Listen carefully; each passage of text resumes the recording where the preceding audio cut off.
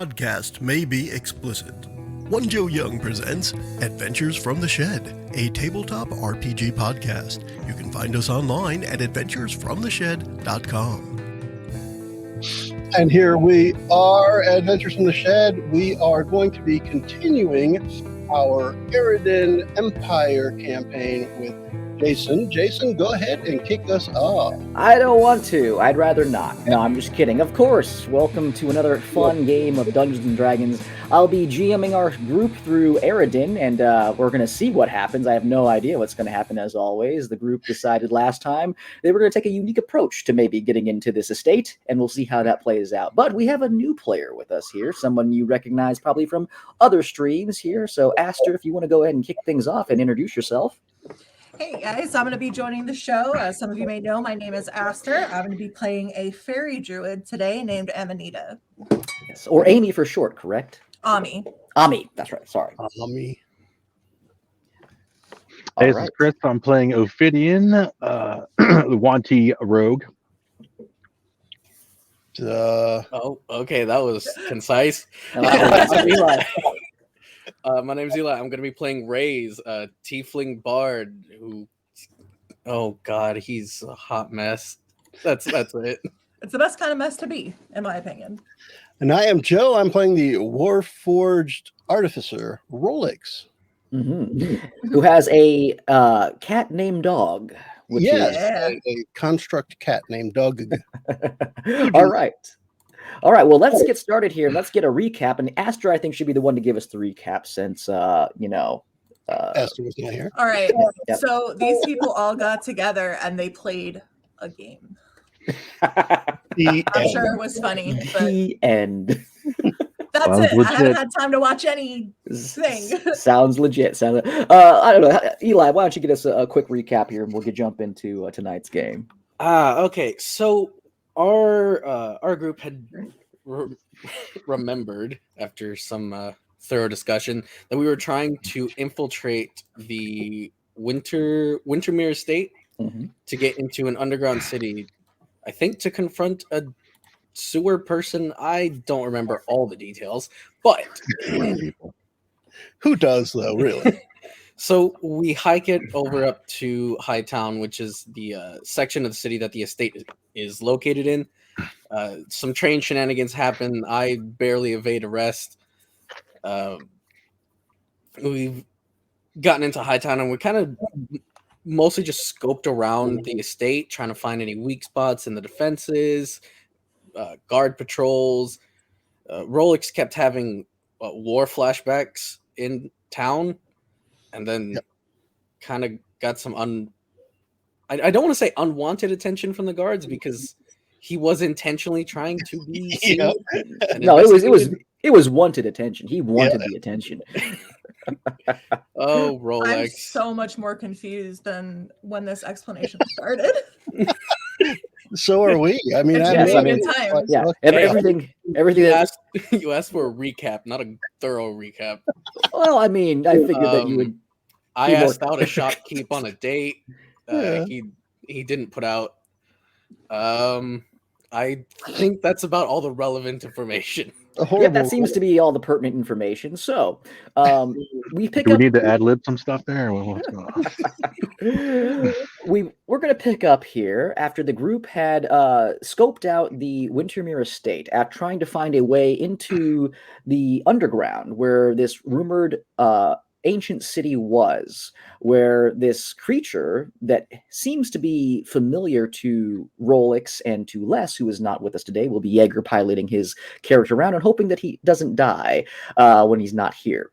But you weren't able to really get into the compound, but you guys learned through, stealthy scoping around of the actual outer walls a little bit of information about the guards. You learned that Lord Wintermere was not on the estate.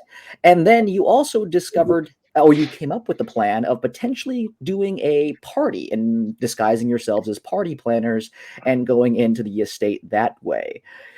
You guys then decided to head back. And again, it's very expensive up here in Hightown. You guys went to the cheapest place that you could find. And that is where Raze took out his date, as he calls him. And we pick up the next morning. You guys had a very comfortable rest inside of the tavern, and as you make your way down into the actual tavern itself, the warm light of the sun comes through. The city itself smells different than what you're used to. You're used to the streets. You're used to like food carts and things like that. The smell of early morning, sausage and bacon and things like that being cooked out in the open. The sound too, it was unusually eerily quiet for all of you. You didn't have that ambience of the city, and so when you wake up, you're rested obviously, but you were maybe a little bit uncomfortable as you slept, because again, you didn't have that ambient white noise of the background of this crowded metropolis, as again this area of the city is for the rich, the elite, and it is not overcrowded. You find yourselves in the tavern. Breakfast is served. It was a part of the actual room fee, so you guys get a continental breakfast included with that here. Do with that with what you will. And as you're sitting there, continental though, so it's pretty good. There you go. As you guys sit there at a table, there is a group of people who are all throughout there. You see there are several individuals who look like they are a part of the working class that are there getting a quick meal before they head off to the estates that they work at to go into their daily jobs. And there is also, again, somebody else inside of the actual tavern that we'll get to in just a second. But what do the three of you want to do as we begin? Rolex will just continue people watching. If the others are going to, sit and have breakfast, he'll sit at the same table, but no need to pretend to eat at this point. Okay. Ophidian, Rays, what about you two? I feel like Rays would be going over the nitty-gritty details of the party plan with Ophidian. Okay, so this time I'm haul your oats, or do you want to be haul Abby oats? What do you want to do? I was haul last time. Perhaps it'd be more fair if you were haul this time. Oh, I can't go for that. No, I can't go for that. No can do. Yeah. All right, maybe. As you guys have this conversation, Rolex, you notice there is a particular individual. As you're people watching, most people coming in are, dwarven, elvish. You see a few Vidalcan, people with the blue complexions coming in and out of here. The city is a wash of different, races and backgrounds and things like that. But you do notice that there is a very, very peculiar individual who is sitting across the bar in kind of a dark corner, the darkest corner that they can find, and they seem to be just kind of keeping their eye on you. Ami, would you mind introducing what your character looks like? And for those of you who are listening, she held up her fingers and out. Rip. You're right. I once caught a fish this big. It's very impressive, guys. The guys that can't hear or that can't see, it was a very impressive size. Anyways, so she is about 1.5 feet, 2 feet tall, wearing relatively bright clothes, has green hair and a shimmery green tint to her skin. So a sparkly green thing in the corner. Yep. And in this dark and foreboding corner, eyeing you down. Do you have wings? Are they obvious? Yes, and yes. And what is this person doing in the corner? Ami, what are you doing in the corner? Just people watching, honestly. Are you watching anyone specific? No, mainly just kind of looking around as people are coming in and as the conversations are happening. Mm-hmm. And then Ami, as you are in there, you see a waiter, a server come up. And again, this is a high class place, but you're not familiar with these places because again of where you're from. And they walk over to you, and the waiter goes up and goes, "Good evening. Would you needing another drink, or are you still going to have the complimentary water?" I think I'll have another water, and if you've got some honey back there, that'd be great. Of course. Are you sure there's nothing else that I can get you? No. There are other people who might need some tables here, and this is a business. Bread. How about some bread? Of course. And with that, he turns and he walks back to the back area of the kitchens where you can hear bustling going on. There's double doors that people are coming in and out of as it's getting a little bit busier in the morning as more people are starting to funnel in. But Ami, these individuals that you see across, again, you recognize from the other day as you were in the city. They definitely stood out in the area that you were in. So, what would you like to do? Ami is going to pick up the glass of water. It's a big glass. They don't have fairy-sized glass. It's the glass is about as size as you, just so you're aware.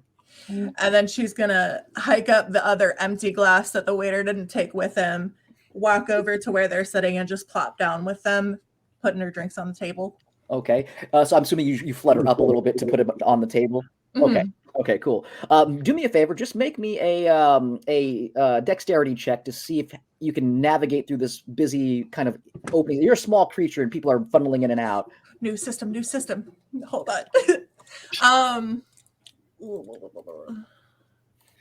Yeah, one thing I didn't ask before we started is if you had gotten D&D Beyond linked with Roll20. Yep, because we are trained professionals on this here. Oh, so I can just do that off of Beyond? Only you if can roll in Beyond. Installed. Yeah, you can roll in Beyond right now, and if you don't have the extension installed, installed, tell us what you got. I was going to say, tell Jason. Yeah, I can see the log. I can see the log as far as the rolls. So just straight up dexterity. Straight dex check. Yeah. That's a good point. I could do that too, and I could even share it on the stream. A 10. Okay, cool. It does come up. Okay, so 9 plus 1, so a perfectly average roll. As you're making your way over, again, you do enough to scoot past some of the larger individuals that are walking past you. Again, you're not used to so many bodies and people from where you're from here. And you do spill a little bit on the floor, and you see the waiter looking across going, and just very, very looking very much upset with you. But you make your way over and you plop down in front of them, and you hear two of them talking about Hall & Oates, and you see this massive Warforged machine who's just staring at you. What would you guys like to do? Seeing this individual place glasses on the table, I'm going to kind of give them like a side look and be like, "Oh, I'm sorry, we didn't order anything yet." Hello. She'll look back to the waiter and kind of wave her arm around as if that's actually going to get anybody's attention in this bustling place. Don't worry, I cleared the table for you. You're welcome. He doesn't even notice. He's already over there. They're already clearing the stuff away from the table right now. She just gives him the awkward finger guns and looks over at Rolex. Oh. I like the awkward finger guns. Hello. Hello. We were never here. Welcome. I gotcha. Never saw you. And who are you? You can call me Ani. Who are you? Am I going to be the first one to say this? It's a me. It's a me, Mari. Oh my. I am Rolex. These are not Rolex. And Ray's is just going to slowly turn and look at Rolex like, are you crazy? Ray's, what is that look? Astonishment. I will file that away. I'm afraid I cannot make that look. I'm gonna look over at Ophidian to like try to gauge like, should we introduce ourselves? What's going on? You look like a tasty morsel. Why are you at our table? Oh, that's the route we're going. Okay. That's the route we're going. You know what? Yeah. Ray's is gonna like say that under his breath. Tasty.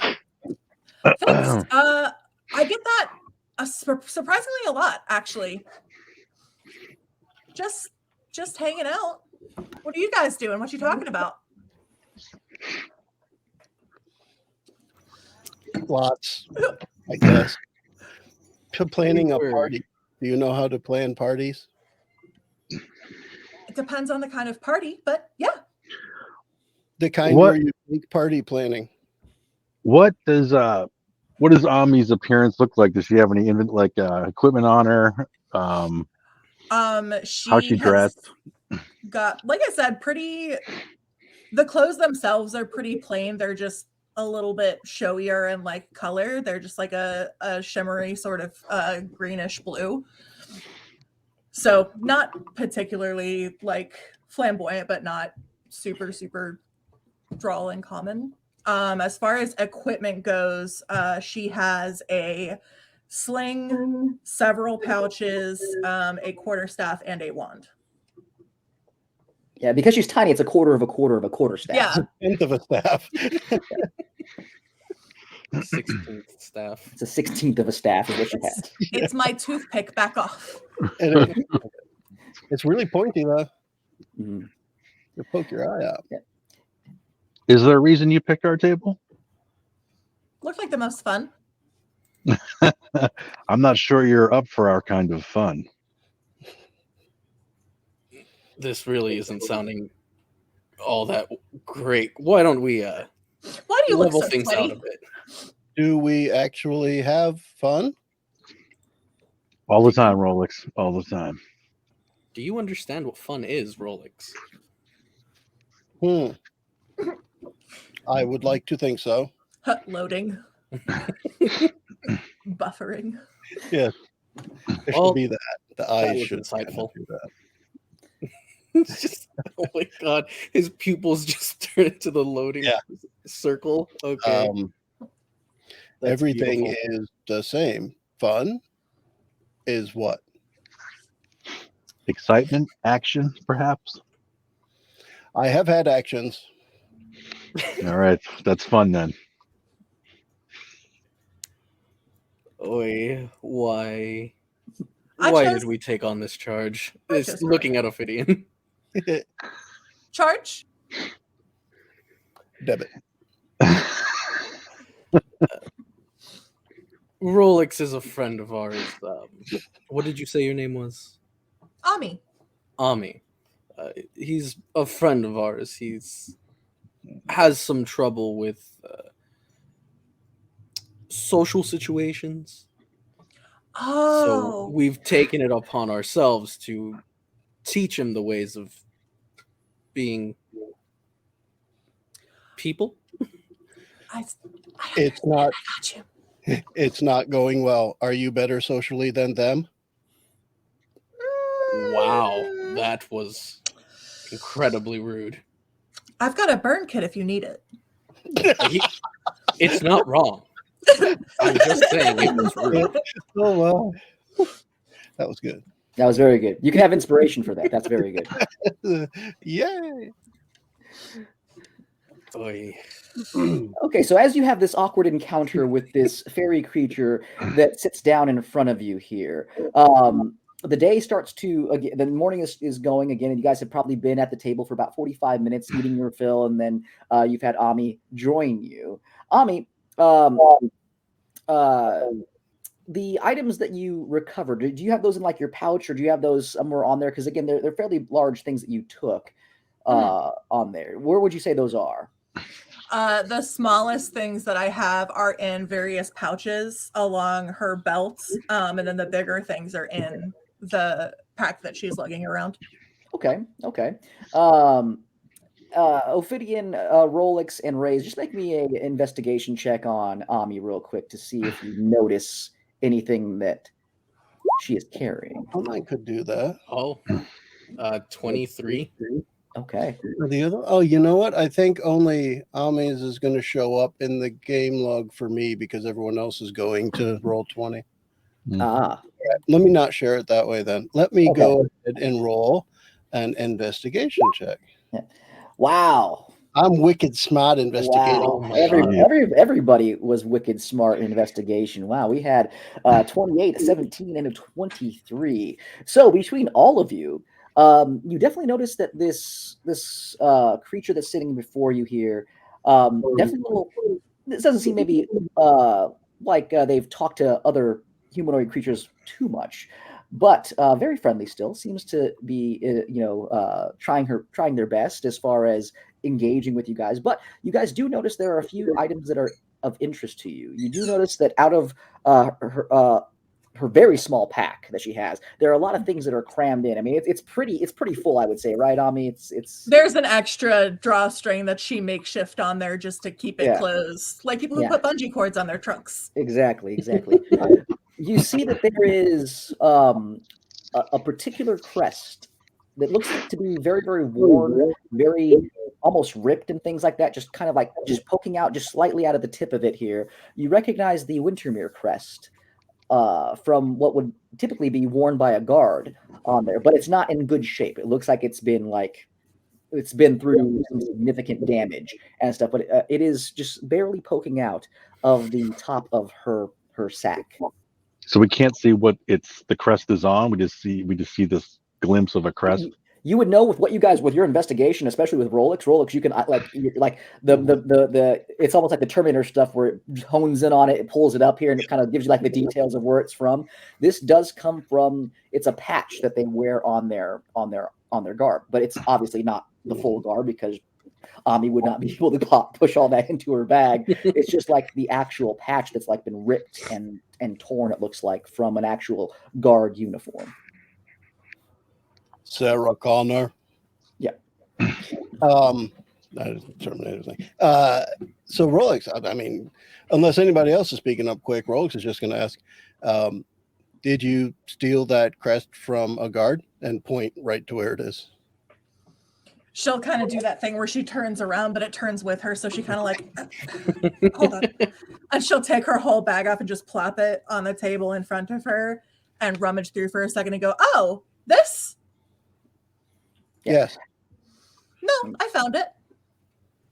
On a dead guard? Were you never there? No, just outside towards the forest. There have been a lot of weird things going on out there with some creatures, and I pick up a lot of stuff on my way so I can research it. What sort of research do you do? And what sort of creatures? I'm glad you asked. And she'll dump everything out. And keep your voice down. I'm not sure if you've noticed, but I'm only about 1.5 feet tall. If I put it any lower, I'm not going to exist anymore. That's okay. We can still hear you. Speak what? up. But she's like, oh yes, I'm glad you asked. And she'll dump her entire just arsenal on the table. And there's multiple bottles and vials of different liquids and textures and colors, teeth, bones, that kind of thing. Mm-hmm. Yep, and then there's also, I'm assuming, potentially some very interesting spores and funguses in there as well. Mm-hmm. That are maybe all in little vials. And again, these are tiny things for you guys here. A regular vial is probably like 1/8 of the size of what Ami has for a lot of these things. But there are some, looks to be large serrated kind of teeth in there, some claw, like maybe fingernails or claws and that kind of stuff there, and some vials of what looks to be like congealed purplish liquid. Is anything recognizable to us right off the bat, not without even picking it up and looking at it? I know what that is. The Wintermere crest is one for sure. You definitely, again, with your investigation, you guys, as it becomes fully visible and she puts it out there, it looks like it's been hacked off or ripped off from an actual piece of armor. And that's not something that's very easy to do. There's leather armor, it's built into it, and again, this thing was just completely ripped off from it. The other things, make a either history check or maybe arcana check, something to see if you can identify what they are as they tumble out. I'm -1 with both, so let's go with history. If there's something else you want to roll with it. Rolex has spent a fair amount of time on the street in the lower parts of town, and feels like he has seen this before. And as gently as possible for a 7-foot tall warforged to 1.5 fairy, he's going to try and lightly put a hand on Ami's shoulder and say, I am sorry, you are homeless. I'm not homeless. I live in the forest. Homeless people collect things like this. I am sorry. Thank you for your condolences. And she'll kind of just pat his, fingertip. Finger. Yeah, it would be a giant fingertip that's on your shoulder as Rolex gently puts his hand over, like like the sun goes out, like it gets super dark over you as his hand moves. Feeling he has actually accomplished something of human nature, Rolex will be very pleased with himself for some time. Absolutely. All right, so Ophidian, you don't recognize anything readily with what you rolled here, unless there's something else that you would like to try to roll versus history to try to identify these things. Long-term memory. Well, I guess I could either roll medicine if it's medical related. Yeah, I don't have much. I mean, yeah. I mean, for survival, I guess would work for, say, maybe the bone pieces. Sure. You know, sure. I can roll that. Shitty. So that's a 3 plus a 6 right there. Okay, Raze, are you trying to investigate these things here? And yeah, I would like to use a history check. Go ahead. Yeah. Okay, that's 22. Okay. So, Raze, you would be able to identify some of these things.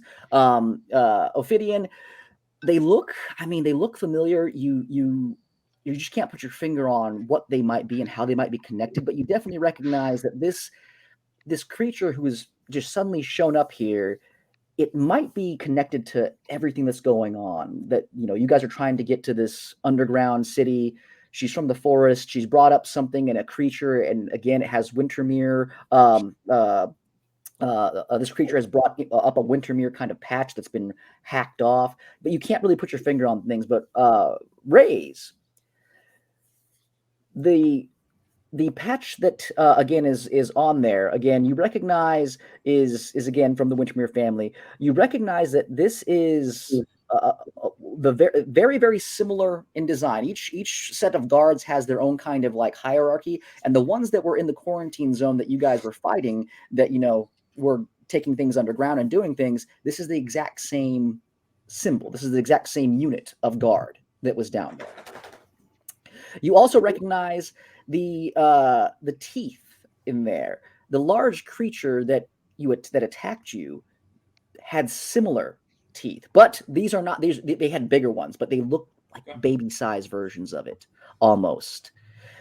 So you get the big sense that this is something that is connected to what's going on with the Wintermere family and what's happening underground potentially. I will take a picture. I'll line some of these items up and take a picture of it for a net for later. Oh, I forgot that you can do that. What? What? What? Yeah. You see. What was your name again? A large flash, and you just see. Ami, did you get these items? Did you get all of these items in the Everland Forest? She just starts like rubbing her eyes. What? Yes. And did you come upon a man? He's known as the Axeman, Daniel Grieg.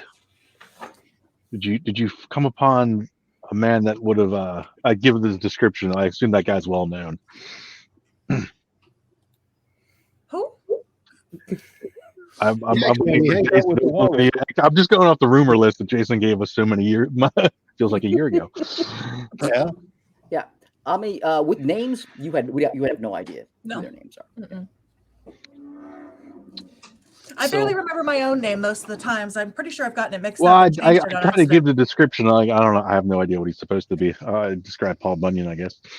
Guy with an axe and a beard. Big blue ox. Yeah, possibly. What was it named? Babe or something? Babe. Yeah. I want to use Whisper to tell Ophidian my suspicions about the items. Okay. And those teeth, they match the creature that chased us underneath the quarantine zone. That crest matched the guards, and I'm fairly certain if we had managed to injure that beast, it would have bled purple. Yep, easy enough. You easily whisper that over to Ophidian, and as you're whispering this over, the waiter comes over and goes, "Are you done? Are you all done with your free breakfast here, or can I get you something else?" I think our new friend Ami wants to buy us a drink. Good. He looks over at you, Ami. Good. That is great. What kind of drink would you like to purchase for your group here? I don't know. What do you all drink? I think Rolex would probably take a can of WD-40 and damn. The whole can. Yeah, the entire can. Yeah. Make sure you leave that little straw thing in it. Oh yeah, Yes. He ain't no turtle. very Hey, important. no turtle. He And looks what at about you the again. two of you? What do you drink? I will take your finest wine. The finest wine. In Very High good. Town. Hey, I'll take Avi's buying. your cheapest wine. I like to compare. Ah, of course, a man of discerning tastes then, and a bottle of oil for the machine. Fine. And then for you, and he looks at you again, Ami, looking down at you. Would you like anything with your companions? More honey. Honey water. Honey. And he turns and he starts to walk off. Yeah, he's going to go get a very expensive bottle of wine and a very cheap bottle of wine, and then a can of oil, and some honey, obviously, as well. Why not? Yeah.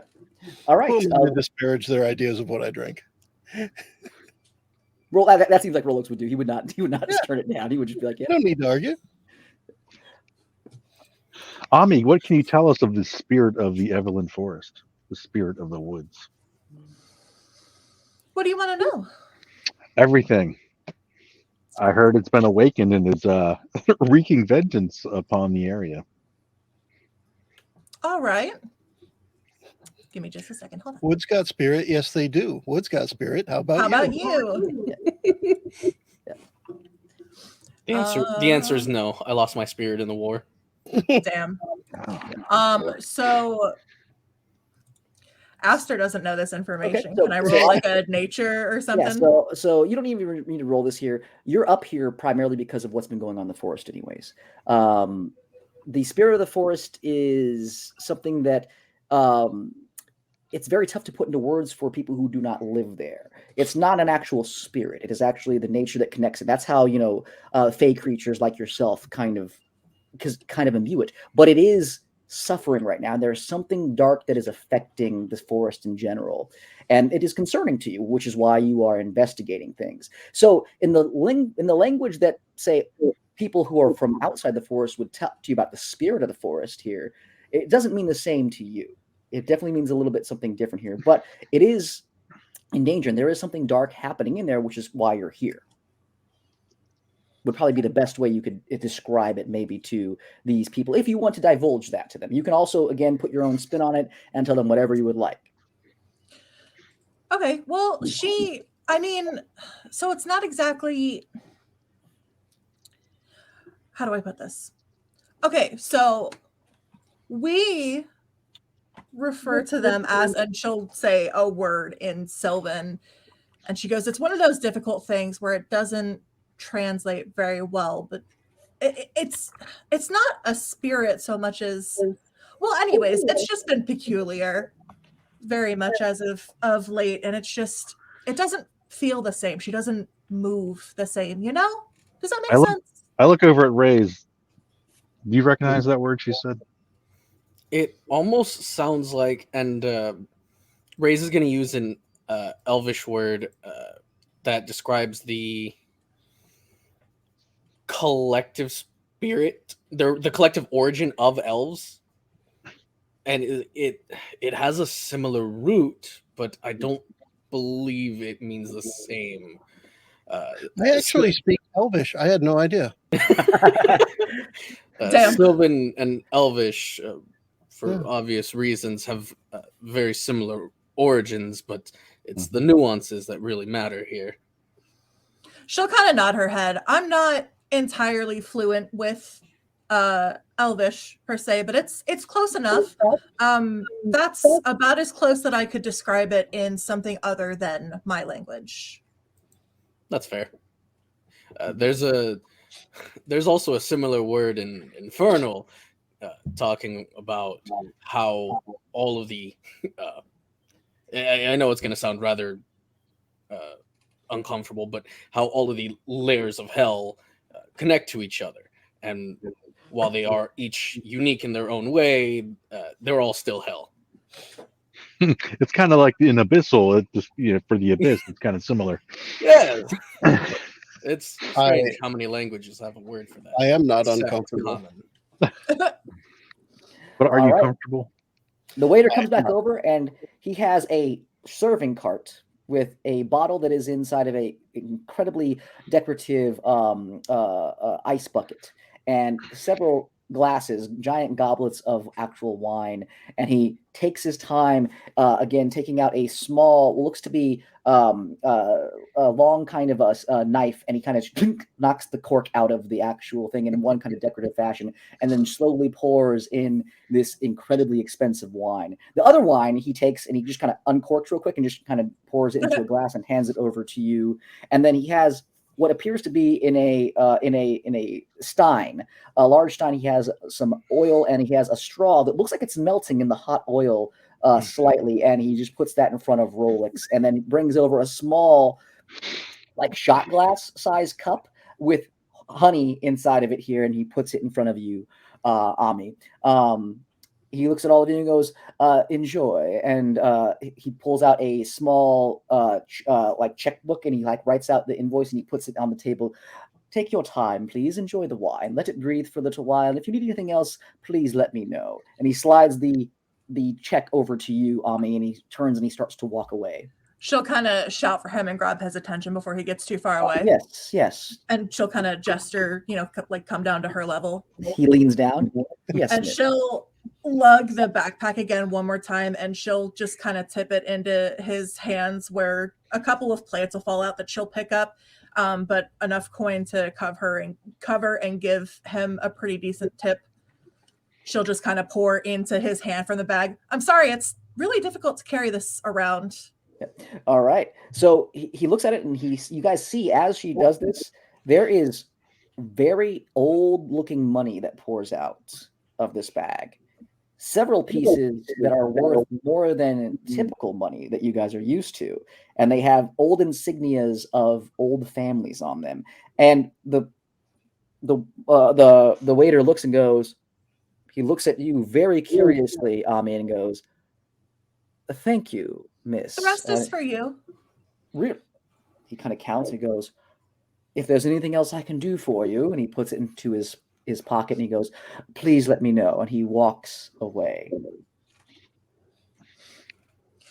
Wow, it must be so nice to have pockets like that you can carry around things in.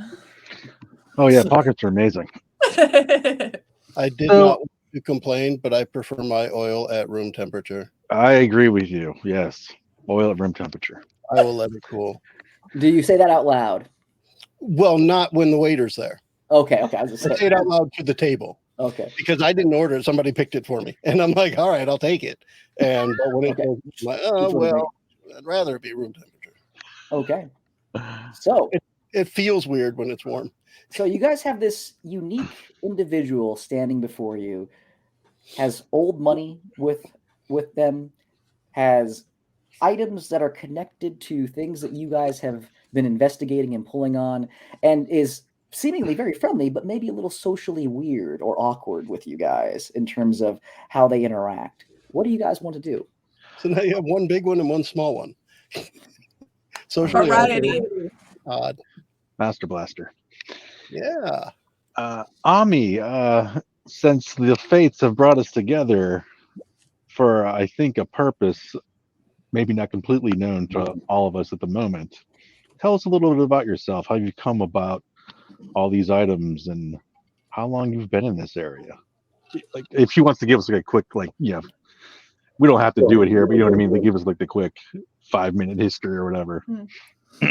Oh, well, there's not much to tell. I've been in Everland Forest for the majority of my life. I travel a lot, but that's where I always come back to. But as I've said, it doesn't feel right. And lots of peculiar things and creatures have been coming about, and it's just all wrong, So, and especially with that and all the overcrowding, it's just drawn me closer and closer to the city. And she kind of stops for a minute and looks down. It's probably the first time you've seen her look anything other than like painfully enthusiastic.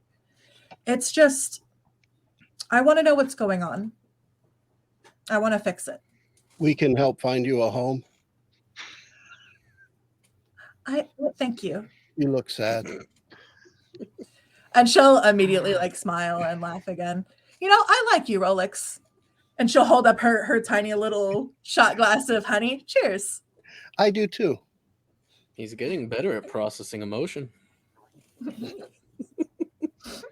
better than both of us, I guess. Apparently. The most human one was Rolex all along. Oh man, more human than human, as they say. The real friend was the treasure in the party. Tin Man has a heart. Yep. What about you all? So what are you doing? Where does your interest in this lie? And Rolex, because he's been very happy with the interaction so far, is just going to say, we are eager to get into the Wintermere estate, and we're planning parties and trying to get to an entrance to the underground to see the Z-letter Drow clan. Want to go? Yes. And Ray's is gonna shoot that same look back at Rolex. Yes, I that's remember astonishment. that was perplexed or incredulous or Astonished. What's wrong with your face? Rather rude question to ask a tiefling, don't you think? Are you unwell? Are you upset? Are you horny? Yeah, I was gonna say. He's always that way. Oh, I understand. Yeah, I would love to come. And you want to get into Wintermere? Yes. There is an entrance in there past the wall that We're didn't looking- used to be there. We're looking to get onto the estate in a way that doesn't flag us as criminals. Is that why you're trying to plan a party? Yes. Oh, I don't think they'll go for that. But I can probably help you. I work for them. They have a party coming up.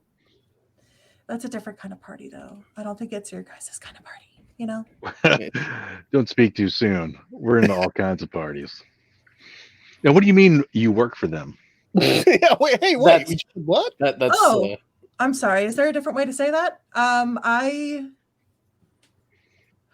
do favors for them with their plants and their pets and their land. They give me money.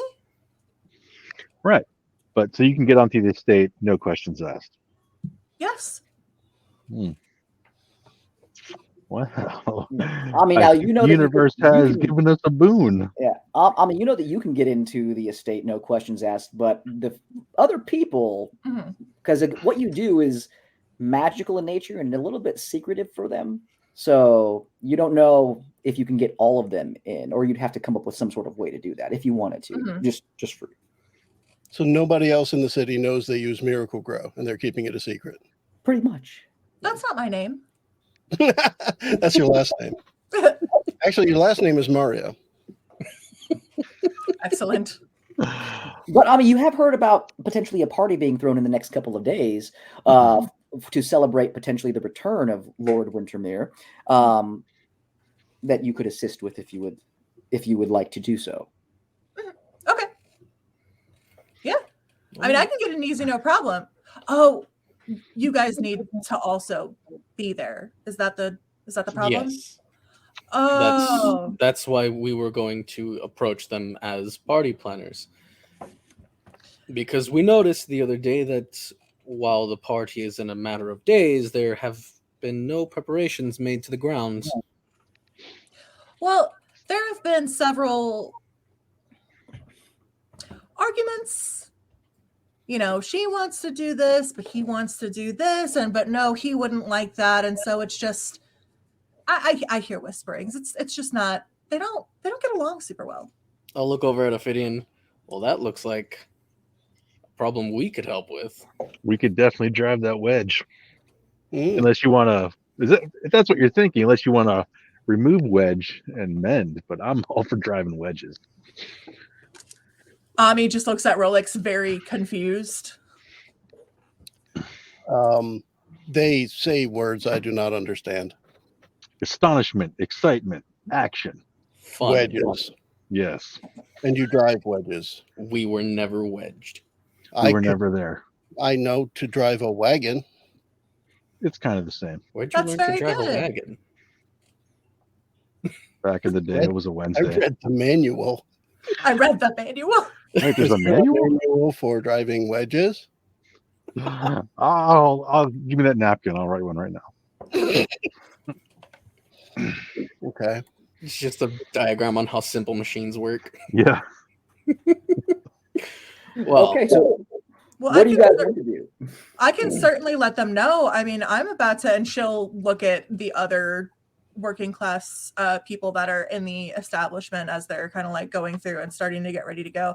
Well, I'll be going pretty soon. I can definitely mention to them that I bumped into some party planners. yes, Hall and Oates. What about him? I can make plants look nice. Me too. He's our weed eater. You're not I do supposed to not eat eat. those. Weeds? He's our laborer. Yes. I can associate with that. Mhm. He's Is he the not- executive assistant's assistant. Assistant to the executive assistant. Yes. That's not a real thing. Okay, so you're going to go and tell the keeper of the estate, who again you do know, Ami, that you're going to vouch for these people and say that they are Hall and Oates, and you're going to try to get them introduced as party planners potentially. Yes. Yeah. Apparently, Okay. they're also the musical guests as well. Yes. Okay. Are you guys going to go and do that right now, or is there anything else you guys want to do? Did Ray's stick get finished Yeah. Yes, I got it last night. You got that, yeah. on your date? Yes. I'm still sad that didn't really give up much information, but oh well. Ray's is gonna take about an hour to himself to get ready, get like basic papers sorted out. Just who am I? What am I doing here? Get his disguise kit in order Okay. and Make put on me his a, fine clothes. Yeah, make me a. If you're going to do a forgery check here, to make some fake documents for you, just go ahead and roll me a forgery check then, real quick. And that is dexterity. Dexterity Deception? plus proficiency if you are proficient with forgery. I am not proficient with forgery, but I do have jack of all trades. So yeah, so you get +1 then, or plus half your proficiency bonus. Rounded down, so right now Yep. +2. Yay! +2. So I have a total of +5. Hey, I'm just gonna there you roll go. initiative because that's a +5 modifier. That's fine. That's fine. Nice. 11. Okay, not your best work. No, Not but your best work, but it's passable. You feel. I've also got somebody vouching for me. Yes. Okay. Ophidian, Rolex, anything that you guys want to do in the time that you have while Ray's is getting everything prepared? I think the only thing Rolex would need to do is maybe spend some time with Ami figuring out how he can help with plant stuff. Now, he's very good with nature, and we got the whole magical tinkering with an artificer, so I can make plants sparkle or put words on them or something that makes them look pretty. Okay. Yeah. Absolutely. Figuring out how the assistant is going to help the gardener, I think, but we'll probably spend some time with that. Absolutely. Ophidian, what about you? So for that camera, I basically have to use up all the photos and then get the camera to it out. Is that how that works? Yeah, it's basically how it works. Yeah. Okay, I would just like to send her a message then, kind of like an update. I'll describe some of the pieces I've seen, that eventually will be on a photo. And then I'm not going to really tell her what we're trying to do right now, but we are, trying to investigate the Wintermeres a little bit more. And Okay. then I will also work on the disguise for the Sure. Yeah, disguise. You and Rays don't need to roll anything for disguises and stuff like that. You guys are able to change yourself to however you would like to look here with what you guys have available, since you guys have done that quite a bit here. And then again, Ophidian, you look over some of the documents that you see Rays putting together. It's passable. Again, you've seen a lot of forged documentation and stuff like that. Not the best work you've seen, but it seems like it could do the job. Is there any way I could help him out, or should we just leave it as is? It's up to you guys. Yeah, I would like to offer that to him. Like, does this look all right to you? This stuff is usually done for me. Would that be a deception check on my part, or As far as gonna work? helping him, or Yeah.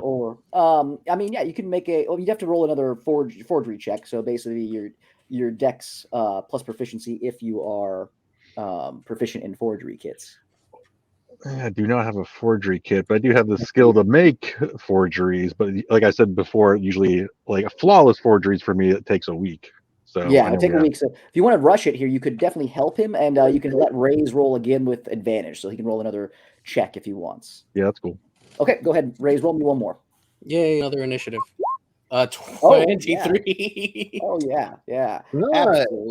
absolutely. You see Ophidian go and kind of just look at your stuff and just go no, and is able to help you make a convincing, a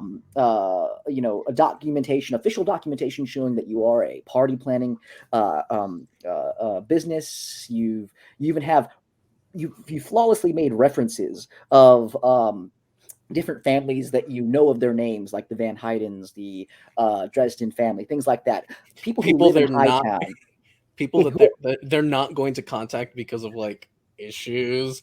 Exactly, but they do know of them. It's just like, again, if you're of that status, you know who they are. You might not be friends with them, but you do know who they are and things like that. So yeah, I would say, Recognize real. yeah, I would say it's probably getting close to noon at this time. You guys have spent some significant amount of time in the tavern, getting everything ready here. And Ami, if you're ready to take them over to the estate, you can. Yeah. Okay. I would also be using disguise self to make myself look like a human, a fairly attractive human male. I don't want to look like a teen in front of them. Fairly attractive, not very attractive, just fairly attractive. Fairly attractive with like, I don't know. I'm gonna say like a big old lump on my shoulder. I mean, he's out. So Something weird about him. Okay, all right. So we have Hall, we have Oates, and then we have Rolex, and then we have Ami, who are making their way to the Wintermere estate. Right before we leave, I want to catch the attention of the same waiter. Yep. And give him a wink and a nod and tell him we were never here, and then walk out. Excellent. He's going to roll an insight check to see if he understands that real quick as far as what you're throwing. I don't understand it. Yeah, that's what's going to see here. So let's just see. Rolling that. Where's my D20 roll? There we go. Yeah, he kind of looks at you and goes, "Of course, you were never here, sir." Hopefully that tip was good enough for that, right? Yeah. It was. It was for Ami, who doesn't understand currency. It was a very good tip. He goes, did I hear him say that to the guy? What? Rolex. I hear him. I mean, probably, because it's not like I'm letting everyone leave before me, and I'm not trying to be discreet about it. I'm just catching the guy before we leave and letting him know, because that is going to be my standard leaving the area statement. Yeah, Rolex. Pro tip: make sure you pay the guy some money when you say that. You kind of got to give them a little bit of incentive to believe that we were never here. Does that make sense to you? But I already paid him. Well, we can't assume, Does that make sense, Rolex? So if you say that, make sure you've given that guy incentive, which is usually monetary. Monetary. Rolex nods, walks back to the waiter, and hands him 10 gold. All right. And he goes, awesome. And as you hand him the gold, he goes, "Well, I never saw you before, sir." And he gives you a little wink. There you go. So now I'm confused. Oh my god. We're going to give him proficiency with deception. Yeah, he's going to be the first roguish Rolex. There we go. Rolex will just say, "Okay," and leave with the group. All right. Rolex, you overhear, as you leave, you overhear him go. Overhear him go. Follow up with Ophidian and say, "He said he didn't see me, but I was in front of him." Yeah, that means he understands. That's good. Good job. Okay. Jason, you were saying so. You overhear him as he's going. Goes, "This is the strangest morning, but very good." And he sounds very happy as he says this. Yeah, that's awesome. Okay, Ami. Good guy. You take them through Hightown streets, and you make your way over towards the front gates of the Wintermere estate. And as you make your way over, there are two guards that are walking the wall. And again, you've seen them before. You've been to the grounds before, and you've done that kind of stuff. And as you make your way over to the gate, you just kind of fly through the bars because you're that small. You can just kind of get through there. And as you make your way onto the grounds, the guards look back and they go, send for Helena. She is here. And you hear some of the guards yell back, "Oh, no, it's a Petor today." All right, sorry, get Petor. And Ami, as you leave your friends behind the gate, as they're waiting there to be let in, the guards are looking down and going, "And who are these?" And they look down at you all. What would you guys like to do? Do they have any recognition of Rolex from all of it? The two up there don't look like the ones that you saw yesterday. These are two new ones. Okay, then I won't use that to my advantage. I won't say anything at this point. But Rolex, as with your passive perception, you can see that looks like there's some guards coming around the corner because again, the wall goes around the entire estate, and they have patrols that walk back and forth. You think that you see one that's coming from down the side there, but it's going to take maybe a minute to get over to you. Okay. Yeah. Ami, the guards shout out, and there is a well-dressed individual coming towards you. He has got long, like slick back white hair, a very, very a perfectly pressed tie that heads straight down, and has his suit immaculately like cleaned. It's got the tails on it and everything. This would be Petor. He is one of the keepers of the estate, and he approaches you as the guards. He has two guards flanking him, and he goes, "Miss Ami, it is a pleasure to see you again. You're a little bit late this morning." I'm sorry about that. You look pretty today. Thank you. Now, we do need the East Garden to be tended to today. We also have a problem with it seems to be a few creatures that have been coming in and nibbling on some of the fruits and vegetables in Miss Wintermere's garden. Is that something that you feel you can handle? Absolutely. Those little rascals. Oh, absolutely. We'll get it all figured out. He looks past you and he sees through the gates. He sees these individuals and he goes, "And who are these individuals here? Did they come with you?" Yes, actually, this is why I'm late. This is the famous Hall and Oates. They want to help us with the party coming up. I know we've had a lot of troubles, and I overheard them over breakfast. And they would like to come help plan the party coming up and perform. They're performers, and they're all right. He looks over at them and he snaps his fingers, and the two guards at the gate look down and they go, "All right, we'll be making sure that you have no weapons as you enter in here, just so you are aware. Prepare to surrender any items that you might have that could be considered dangerous before you enter the grounds." And then the guards with Petor walk towards the gate, and they are about to open it up. As this happens, Rolex, you see one of the guards who is up top. He's looking down. He points. You can't hear him because he's a little bit, he's up high on the wall, but he points and you see him mouthing, going like right at you as the gate opens up. What do you want to do, the three of you? Rolex is just going to look as non-assuming as possible. He's an assistant today, so. How many guards are on the ground? There are two up top. There are two more coming from the left-hand side, and then there are two that are with Petor who are walking towards there, and they've opened up the gate. And as they've opened up the gate, there's a third one that comes around. It looks like there's like a little guardhouse that was right behind the wall that you guys could not see. And he walks around, and he's got like a clipboard, and he goes, "All right, weapons, knives, any type of objects here are not permitted on the grounds. Please hand them over, or we will search you to make sure that you are clean to come in." What do you guys want to do? I'm going to, with a fancy twirl, like show off my walking stick. A walking stick? Yes? No? They look it over and would you mind if we take a look at that, sir? Absolutely. There is one thing you should know about it. And when it's in their hands, I'm going to make like a flourish as I open it to kind of disguise the fact that it's just like a twist off. To reveal the Ikla. Okay.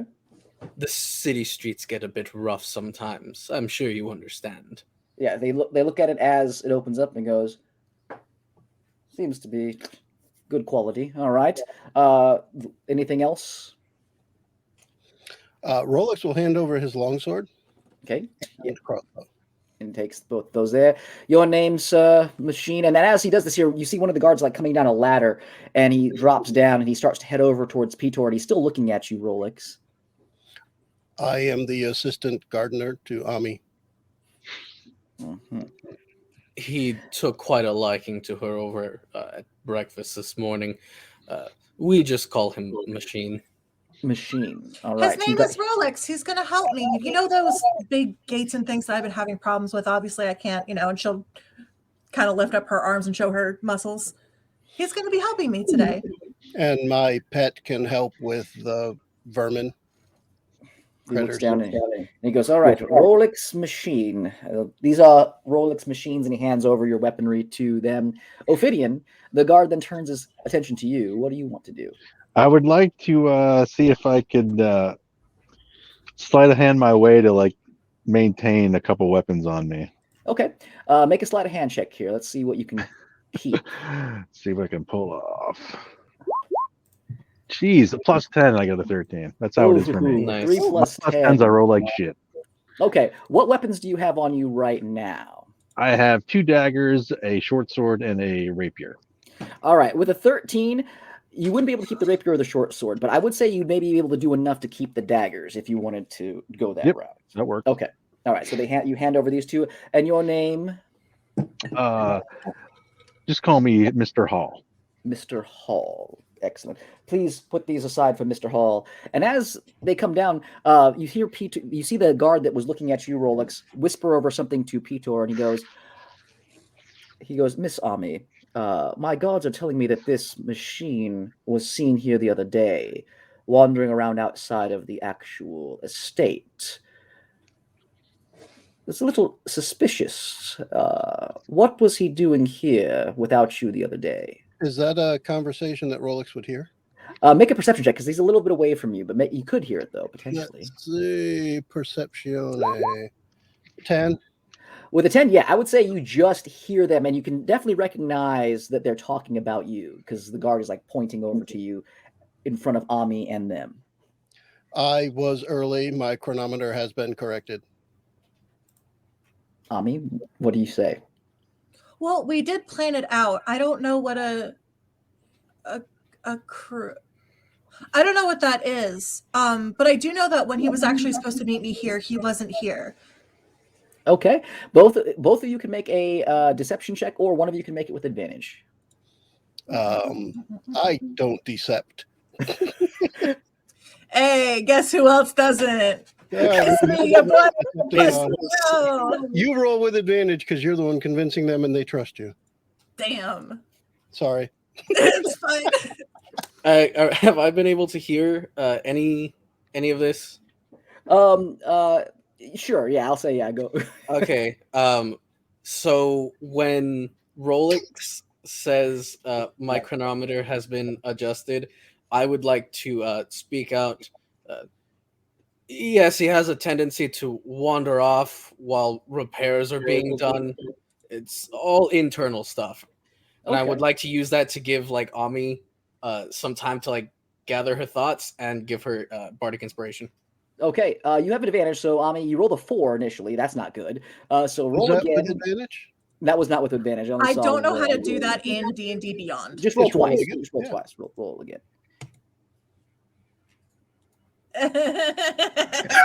Oh my gosh. 2 4s in a row. All right. Bardic Inspiration. It's a D8 for you, correct? Right now, Raise? Or is it a D10? It's a D10. Roll me a D10 in D&D Beyond then, and let's add that to 4 and see if you can get any better. It's going to be at least 5. I can gonna be at least do 5. that Oh my. somewhere. There should be a little dice down by on your D&D Beyond screen. Yeah, that the you should be bottom able to left of the screen. Yep.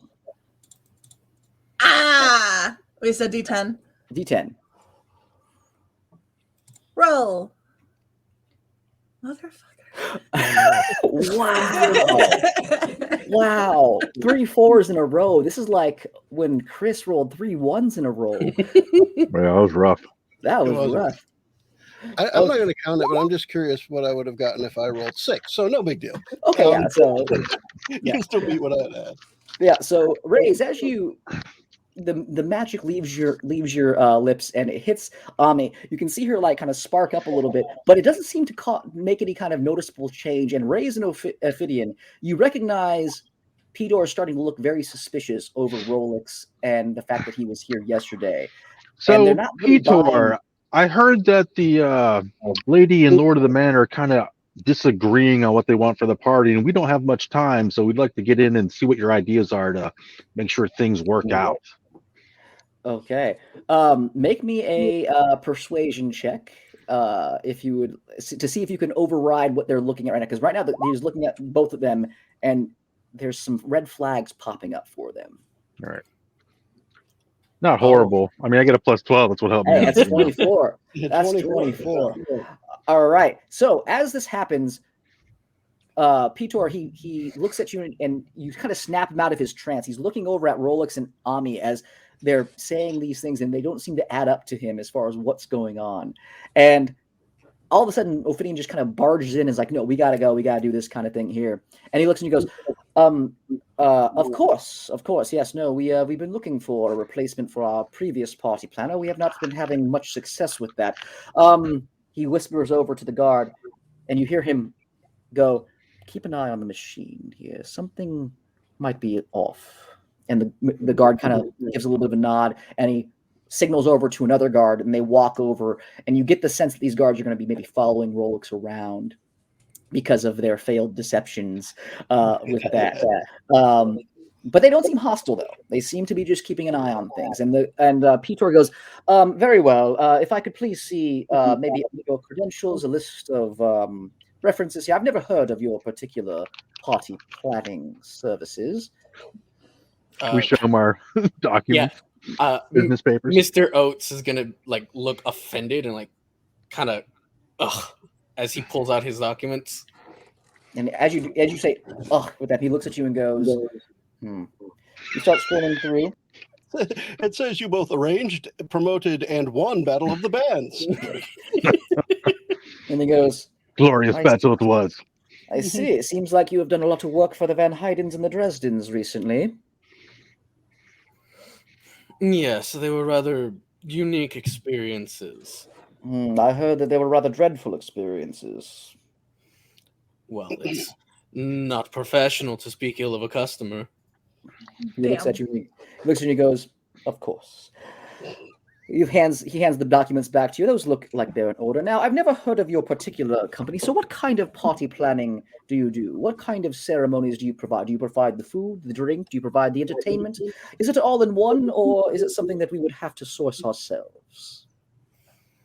As far as the culinary expertise goes, I personally am lacking in that department, but decorum, ambiance, entertainment, those are my specialty. As a matter of fact, and I will, with a swish of my cloak, reveal my fancy viol with the names inscribed in Dwarven on it. This is my pride and joy. So you will be hearing it. You will be hearing it a lot as I try to find the perfect spots for bands. So you would not be performing. You would be bringing in bands, of course. Yes. All right. And he looks over at you, and you, Mr. Hall. What is your area of expertise? I handle the logistics and finances, but if you want to have your own culinary people in here, we can manage that too. So you don't have to sell yourself with those kind of people. He's like, well, we do have our own house cooks and chefs, but we are looking for something to dazzle and something unique here. Hopefully this is something that you can provide. We have some ideas that you might like. He goes, good. I hope that you are prepared for a fight then. Lord Wintermere and his wife have been in disagreement over the celebration that is about to occur. We have not been able to come to unison. Lord Wintermere wants a grand gala type of event, something a show-stopping number, performances of feats of daring that take advantage of not only the the acreage that we have here, but also the waterfront. And again, bringing out the best of the actual city's elite to be dazzled in something that they've never seen before. Now, he looks over at you, Rays. I see that you worked for the Van Heidens. The Van Heidens are, well, they're very showy people. The Van Heidens, as you guys recall, are in charge of entertainment for most of the city. They are very, very showy people. They have done some pretty incredible, like gala kind of events. They've done circuses, acrobatic stunts, all sorts of things throughout the city to appease the masses. They want something that is above and beyond of that. We're not entertaining a street urchin. Yes, of course. If we wanted entertaining of street urchins, we would go and we would hire some people off the streets. But this is, again, the city's ruling elite. Now, Miss Wintermere wants a more traditional style ball. She would like something that is quiet, but at the same time incredibly refined. Something that only the discerning people, the ones with the critical eye, would be able to tell the finery, the etches in the silverware, the garb of each individual staff members and entertainers, having hidden messages, and again, the type of delicacy and refinement that only we can provide. They have been unable to come to any kind of conclusion or harmonious consensus on this here. Hopefully, this is something that you can provide. I do have an idea here, but I would need to speak with Hall about this. A guest list, at least one containing the more pertinent parties to please, would also be in order, I believe. He goes, of course, if you are the people that we choose to go with this here, we have not hired you yet, then we will provide, of course, guest lists to you. But you can imagine the elite of the elite will be here. Not to drop any names yet. Of course. Yet. Lots of name drops later. We got a foot in the door. Now we just need to open it. Rolex, as you now are in the center of this courtyard here, and again, the attention seems to be off of you from Petor, just a couple of guards that are kind of keeping an eye on you. You're looking around, and again, you start seeing flashes of the past. You see, again, as you're now beyond the walls and you're seeing in here, you can see there's that well entrance. You can see a young lord and lady who you used to work for, who created you, playing out in front with their kids around this particular well. And as you see this happening here, you see your former master walking over to the well, and he has a particular, almost like crest on his chest, and he pulls it off, and he holds it up to the well, and you can see the bricks kind of magically collapse into each other and make it an opening and a stairwell down into it here. And as this happens, you see that there's a couple people coming up. You see there is a Tabaxi family walking out from under the dark. Again, there have been many Tabaxi families. Again, Les, who is with you guys still, but still just, again, being there, being quiet, in quiet contemplation right now. His family was a part of that lineage of people who protected them and worked with them here. Yeah. You get the sense that is how you access this thing. And as you see this, you see again him walking back over to you, and he takes the crest and he puts it onto your shoulder. And again, Rolex, you've had the symbols of the old family, the Jurilic family. The Jurilic family, yeah. Yep, on your body before. And this is the first time that you realize that they might be able to detach in their certain circumstances. So this is going on while they're having this conversation, and it looks like a loading screen is going on in his eyes, I imagine, while this is happening. So I want to kind of just gradually lead in that direction, and mainly trying to look at plants and point out spots where critters might hide or something, and just have Dog who could go check out a few little spots, sniff around in corners. Ami, are you going with him? Because the guards start to walk, and they start to look at you and they go, where's this construct heading? Rolex, Not far away. I'm assuming we're only like 20 feet or so. The well is about maybe a good 50 or 60 feet. It's a big ground. So I'm assuming about 50 or 60 feet then. Yeah. So they start walking. So they're walking with you. So you have guards walking with you. And Ami, are you going with him? By the way, I'm not sprinting anywhere. It's a nice, slow, deliberate, a gardener's walk. Yeah. Gardeners don't rush anywhere. Do you ever notice that? They're paid by the hour. So Ami, you see Rolex moving with purpose down there. He's looking at, again, the gardening and stuff like that. Rolex, what are you saying about the gardening as you're making your way down into this area? It's the only spoken things are really to communicate to Dogga to go sniff out any kind of creatures that may be disturbing the plants. Okay. Otherwise, everything's internal. Sure. Make a nature check. Let's see if Dogga can find some creatures and things. See if he can be helpful. 15. Okay, yeah, 15. Dogga, being a cat, leaps into some of the bushes here and pulls out what appears to be small rodents and things, expertly capturing them. And would Dogga kill them as they capture them, or would he keep them alive? He has no reason not to. Okay, I mean, especially if we were told that these creatures must be eliminated. Yeah, okay. Just want to make sure. Yeah. So, Ami, you see Dog running into some of these bushes here, causing a little bit of damage because Dogga is a pretty decent sized construct. But for the most part, expertly nabbing some of these rodents and these creatures here. Is there anything that you would like to do, Ami, during this time? She'll kind of clean up after the cat, like pick up some of the extra stuff and kind of tend to whatever was damaged, but fluff up the branches. Okay. All right.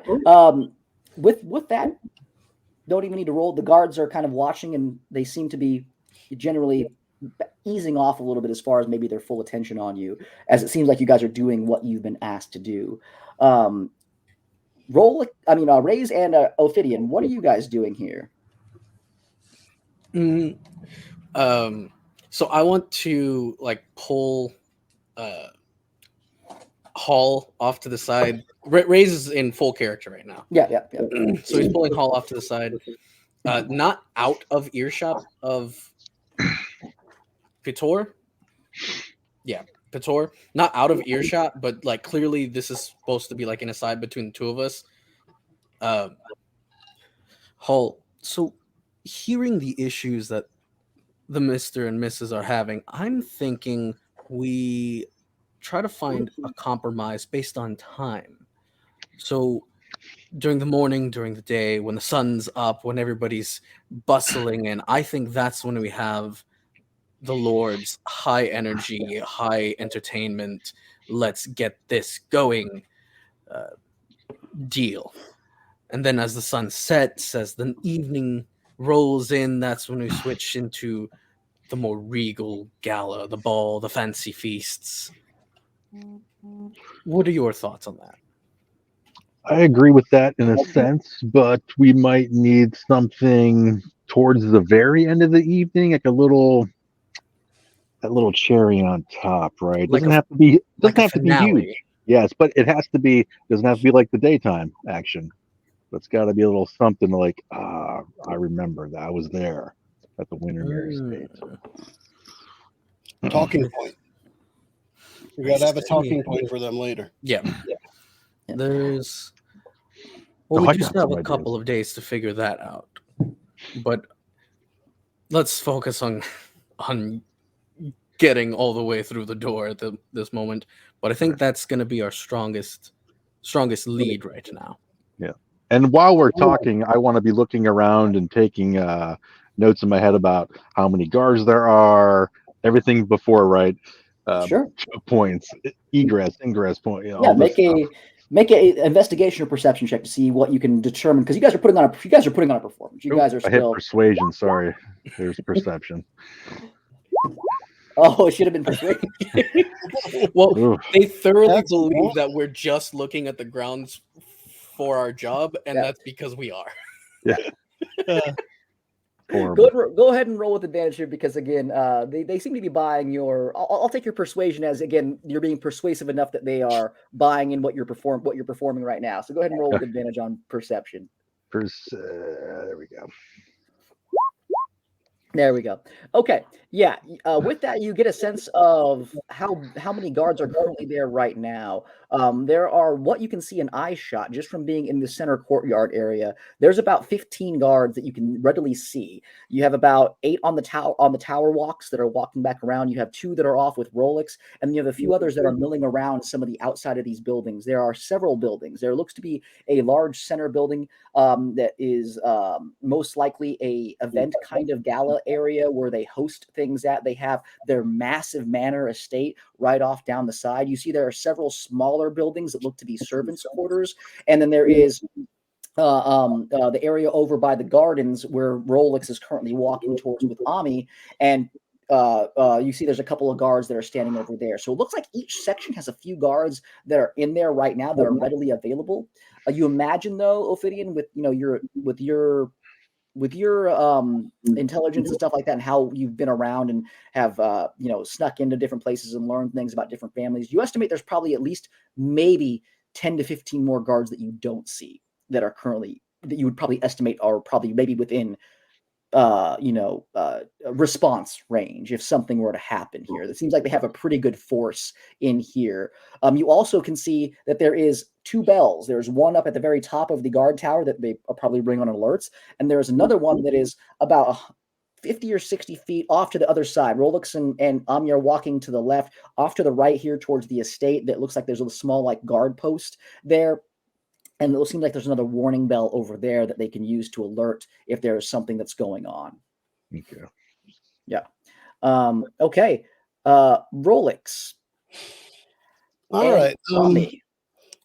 So Rolex has kind of an idea. Does he know where? Well, he saw where Hall and Oates went, right? They're still over in the center courtyard area. So yeah, you still know where they're at. Yeah. Rolex is going to find one of the plants that needs to be pruned, take a piece off, preferably like a small flower, and do a little tinkering with it. And I'm going to write on one of the petals in really small letters, private message. And then I'm going to record an audio message into it that says, found the entrance out in the open, concerned. Okay. And I'm going to go deliver it to Ray's. Okay. And make sure he notices it says private message while telling him, I found this, maybe it will help with the planning. Yeah. And as you walk over and you hand this over to them, Peter, he looks and he goes, how will that help with the... I thought this machine was here to garden. Yes. And then walk away. He's our everyman. This one pointing, this furry one behind me, he's our guard. That one's more of a laborer. Anything that we can't really get our hands dirty with, that's his job. But he does pick up a few things. For example, like holding up the flower and trying to cover up the wording with my thumb. This, by handing me this flower, he's shown me what colors we're going to be working with, what sort of seasonal plants could be around. This is actually quite useful. I'll be keeping this. Okay. So you have the message. You can try to discern it and read it right now. Audio message, and it just says private message on it. Yep. So I'm we've going done the whole audio thing before, so you would know that it's just going to make sound when you're ready for it. Yep. I'm just gonna try to pin it on my coat.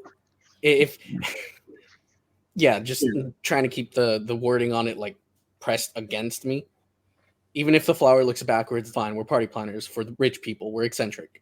It was one that needed to be pruned anyway, so it's not particularly pretty. Yeah. Yeah. Okay. All right. Ami, as you're down over by, did you follow Rolex back, or did you stay over and still cleaning up some of the garden area by where Rolex was at? Well, Doug and Go will stay active too, just so yeah, you know. yeah. So you're still over there, Ami? Mm-hmm. Okay, Ami. Make me a perception check real quick. You could ride the mechanical cat. Hey. You're good. I need hope. It's going great. Oh, why didn't it show up? Is it showing up for you guys? I don't see it on. Yeah, it's 10. You got Yep. 10. Yeah, I Yep, see it. okay. It just popped up right there. There you All go. right. It's a short delay. Yep. Okay. All right. So, Ami, as you're tending to these things here, and you're really kind of getting into tending to the garden area, you get lost kind of in nature to a degree as being a fairy. You look behind you where the well, where Rolex was kind of looking around and then disappeared back off there. And as you look back down and you turn back here, you just see there is now a group of what appears to be 3 soldiers that are just behind you. Different from the 2 that are there with you. The 2 that are there with you, they kind of give them a little bit of a nod. They come out and they look like they have been through the ringer. They have again like scratches and cuts on their bodies and stuff. You didn't see where they came from. They just they just kind of appeared with what you rolled as far as perception, and they start to make their way hurriedly towards the center courtyard, back to where Rolex and the others had just been at. What would you like to do? What happened? Do you need assistance? Make a persuasion check. Let's see if they notice you, because they get out. They're moving with purpose, heading down. Though, let's see if you can stop them. It's another +0, guys. 11. Well, They don't even stop for you. They keep moving. They walk past you. And again, Rolex, are you making your way back towards where Ami is at this time? Yeah, it was a very brief discussion Yep.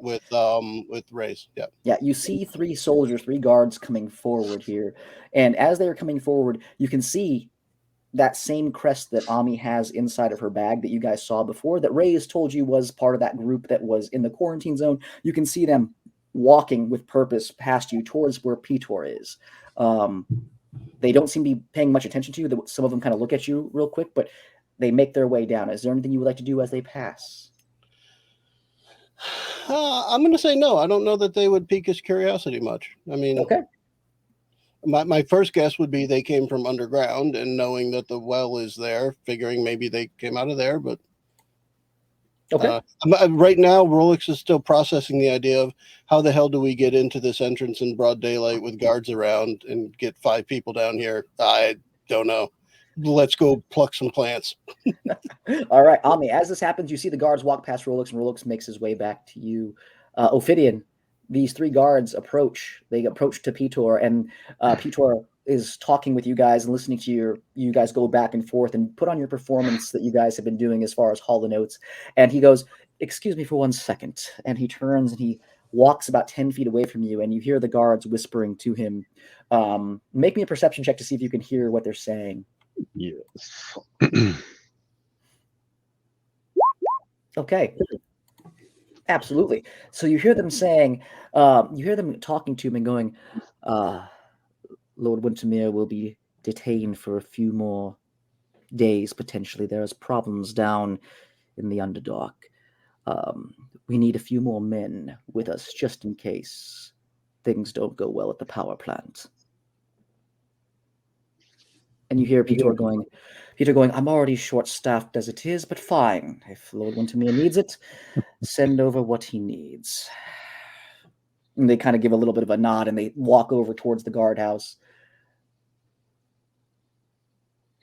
All right. Okay. Rolex and Ami, since Ray's is not here right now at the moment, he had to step away for a second here. We'll go back to the 2 of you. You guys are both over by the garden area where the well is. What do you guys want to do? Are there some guards over here? There's the 2 that are walking. The 2 that are watching Rolex right now, but they seem to be. They're not interfering with what you're doing. They're just keeping an eye on him. So for me, at least, following Ami around to do the right things with the right plants. Now, Rolex isn't a gardener. I mean, I'm a +9 to nature, and knowing a little bit about it helps, but he's not a gardener. So he's going to follow Ami's lead on, rearranging, replanting, moving, whatever.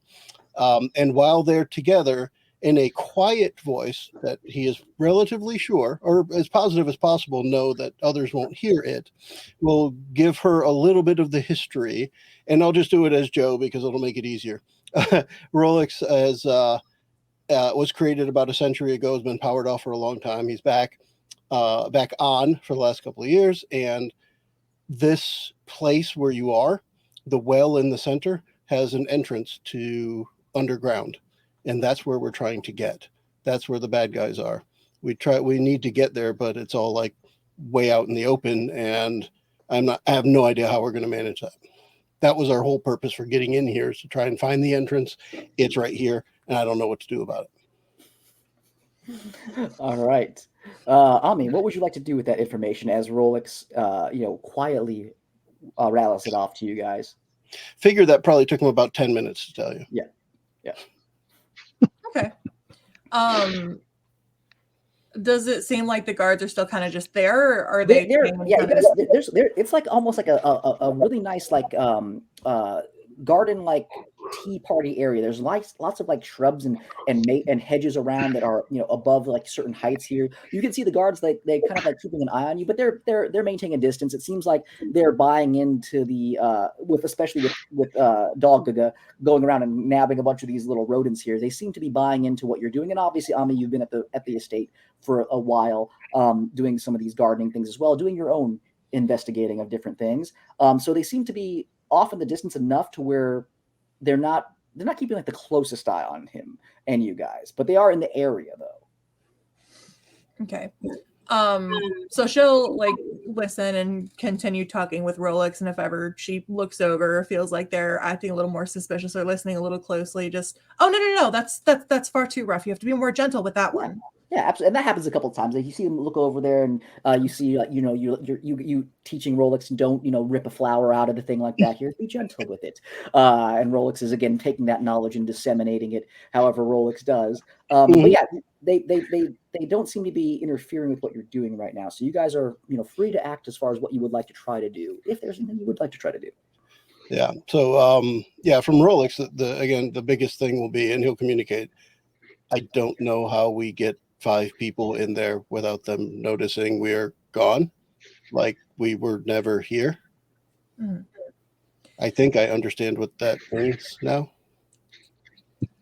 I think there may be some way I can help with this, but we may have to wait a little bit. I don't think there's anything that we could do today, but I think as soon as we're able to get back with everyone later in the evening, we can relay that information and see what they think, if we have to come back not during broad daylight. Or did you see how they were getting in and out? I know how the entrance works. I can open it. Okay. I do not know how we get in here at night. There are tall walls and heavily protected. We halo jump. So I disconnected for a second there because my cat decided to mess with my mouse. What did I miss? As they do. Hello. So a couple guards showed up out of the underground area. We don't know how they showed up. I mean, Rolex has an idea. But the main point of that is, though, they were telling Petor that things aren't going so well and Phineas will be delayed a couple more days and that they need more men. So yeah.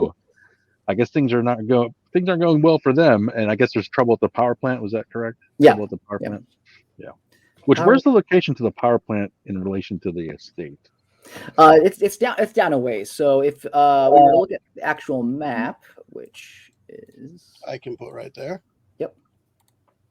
Oh, that's the close-up map. I'm going to switch over to the the city map here. All right. So in the city map. There we go.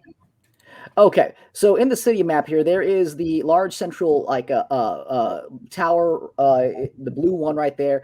It is up past those trees in that little area that's right below the Coliseum, that stadium thing right there. So those buildings right there. Yes, yeah. I'm sorry, down a little bit lower here. Let me go ahead. Right there, yeah. Those are like the factory buildings, the power plant buildings, and things like that. They are kind of hidden away from the rest of the city for largely security reasons and stuff like that. But that's where they were at. And we are over at the Wintermere Estate over here. Yep. Is that Nestora's tower in the little island? Is that what that is? Yep, Nestora Tower. Okay. All right. Okay. I'll switch you back over to the close-up view of where you guys are currently right now. Yeah, and we are inside the courtyard somewhere in here. Yep. That's where you guys are at. Okay. So we're not technically hired yet, right? But he's allowing Not us yet. to kind Not of yet. go wherever we want. Is that Not maybe not. You can always ask, but you haven't been given that green light to go wherever you want yet. Here, okay? as the guards walk away, Peter walks back and he goes, "Oh my goodness, yeah. People don't understand how difficult it is to run a household. All right, I'm sorry about that, gentlemen. Now, do you think this is something that you can handle here? And what would you maybe need in order to present us with a demo of what you are willing to offer us?" Hmm. How soon do you need the demo? As soon as possible here. I imagine that this, I mean, unless you are the fastest party planners in the history of party planners, it will take some time for you to acquire the things that are needed and to coordinate for such a large gathering. Yes, this is true. Now, you mentioned that you had issues with prior party planners. Did they perhaps leave anything behind, or was there anything you supplied to them specifically that we may use? He goes, "Well, what do you need? Each party planner so far has been a little bit different, and both, all of them have been disappointing." Send them a link to your YouTube channel. There you go. This is my Instagram. This is my art portfolio. You know, that's right. A party planner would definitely be using Instagram.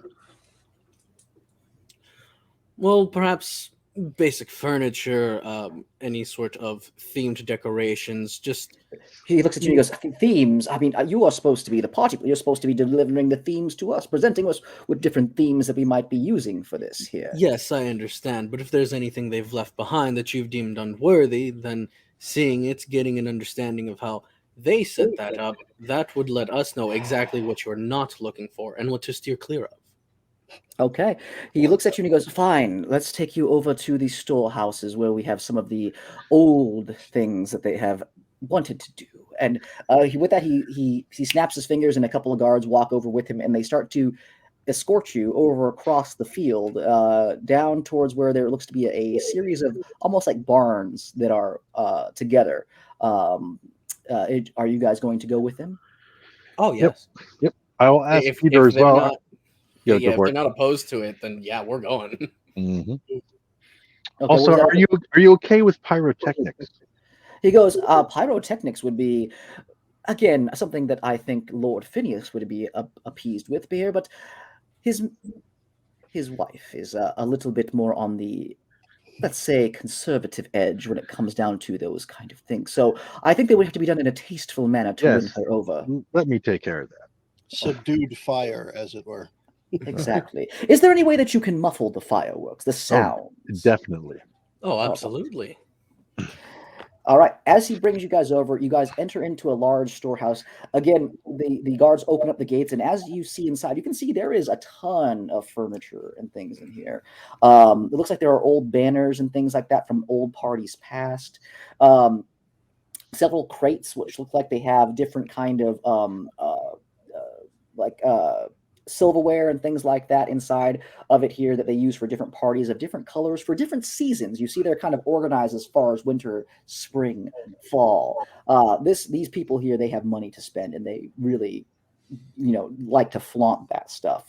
It looks like the stuff that's in here is probably still relatively new. It's probably from this past year as far as what they've used, and they probably chuck the rest of it or sell it or something like that after they're done with that particular season because it's no longer in style. He lets you guys inside. He goes, "Feel free to take a look around." He looks down. He goes, I need, my attention's being drawn somewhere else. I'll be back here in a little bit. Guards, if they need anything, please help them." And he starts to walk away. And so we're just given free run of this the storage There are two guards that are with you. They're keeping an eye on things. But yeah, you asked to see what the old stuff was and things that were maybe left behind and things that they don't want, and you are free to look around in them. Okay. How closely are the guards monitoring us? Like, are they just like at the doorway, just like looking at us? Let's see if you can determine what your gut tells you about as far as how hard they're watching you. Okay. Now, I've also been like eyed like this my entire life. Do I get advantage on this sort of check? What is Ophidian doing to maybe help you with this? I kind of want the same thing though. I kind of want to see how far up our Then ass they are. You know, one of you can make the insight check with advantage, or both of you can make it. And we'll take the highest roll. I mean, I've got the +9 to my roll. What about you? +10. I would say you do it advantage then. Alrighty then. All right. Hey, there we go. All right, so 28, yeah, 18 plus 10. That's a healthy one. So you get the sense that they are keeping an eye on you, but at the same time, they're still looking across the courtyard towards the guardhouse where the other guards went. They seem to be interested in what they're doing. So you get the sense, as long as you're quiet enough, you probably can, get out of their sight. And as long as you don't make too much commotion, they probably won't look back into what you're doing too much. Okay, so I want to go a bit to the back, a little ways away from them, still in sight. Like I want to look through a crate or something, and I want to play the message on the flower. Yeah, easy enough. You find a spot back there, and it's a big storehouse. And again, if Ophidian is opening up boxes and stuff to help you listen to it here, it easily muffles the noise, and you can hear Rolex's message to you. Okay. And this was just letting us know that you understand how the entrance works. So it's 6 seconds recorded message. What I recorded was found the entrance. It's out in the open. Concerned. Okay. So with that, yeah, I'm just gonna put that away in my pocket. Like, okay, yeah, I know that. Cast a little message just to relay that to Ophidian. That, hey, this is what Rolex found, and now I want to get back into character. Character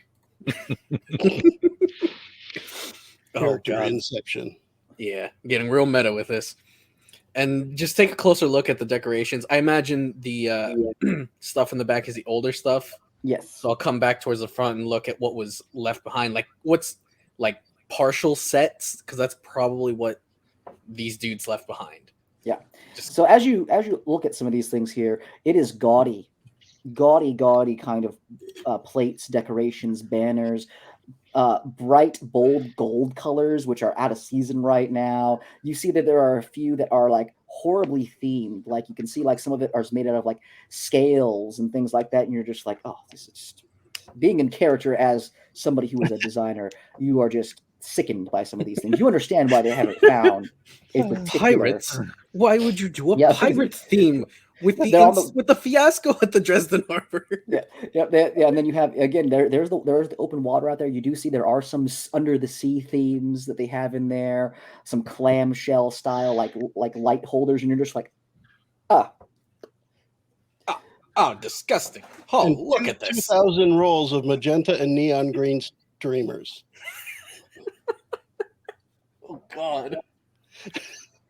My eyes are being assaulted. Yes, the guards hear you like making these audible like being violently ill over the things, and they go, oh, that guy really knows his stuff. My goodness. Actor feet, baby. Ophidian, what are you doing while you see Ray's getting deep into character? Wow, this guy's a little too good at his job. What the hell does the fifth form want with him? Yeah, I'm just trying to think. I'm just kind of like pacing back and forth, pretending I'm looking at stuff, but I'm just really trying to think things through my head, plan ahead. Okay, all right. Then we'll go to Rolex and Ami. Rolex and Ami, the sun is starting to dip down. You guys have been at the state now for several hours, going through doing things, and what are you two wanting to do as you guys have been making your way through the garden while Ophidian and Rays have been putting on their performance of party planners? Excuse me.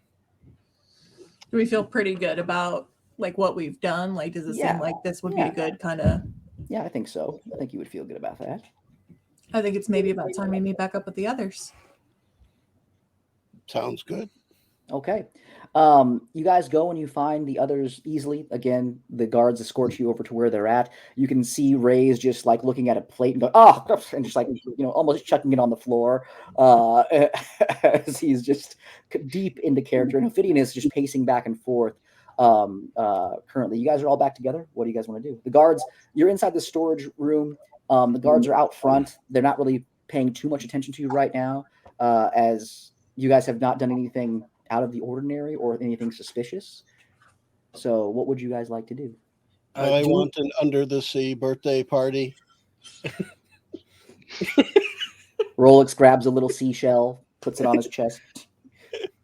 I sound like the ocean. Got to get those like starfish sensor nipple things going on. Oh gosh, yeah. There you go.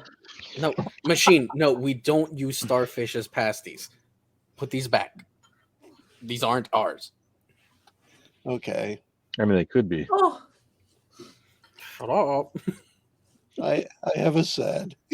I have a sad. You've never seen Rolex look sad before until now. Yeah, like, Give them the starfish. Give them back. For a second. Give him the starfish back. For a second, like I like drop character, like just like, huh? Regardless. I would definitely want to ask, Ami, would you like to add any of this to your bag? Many things look like what you carry.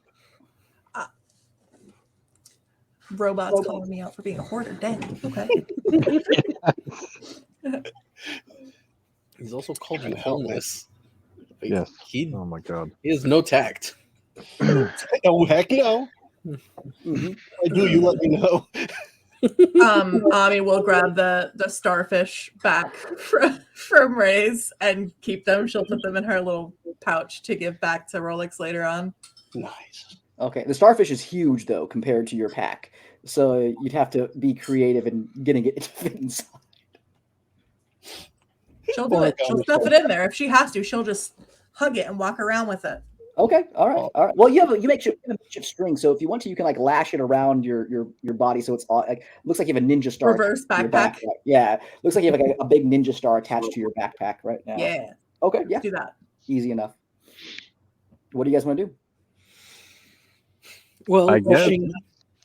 Yeah, is the plan to just try to get underground now, or actually set up this party? Because man, I got some ideas. Same here, and I was thinking if we don't go through with the party, then it's gonna look rather bad if they ever see us again. Yeah. Well, if they ever see.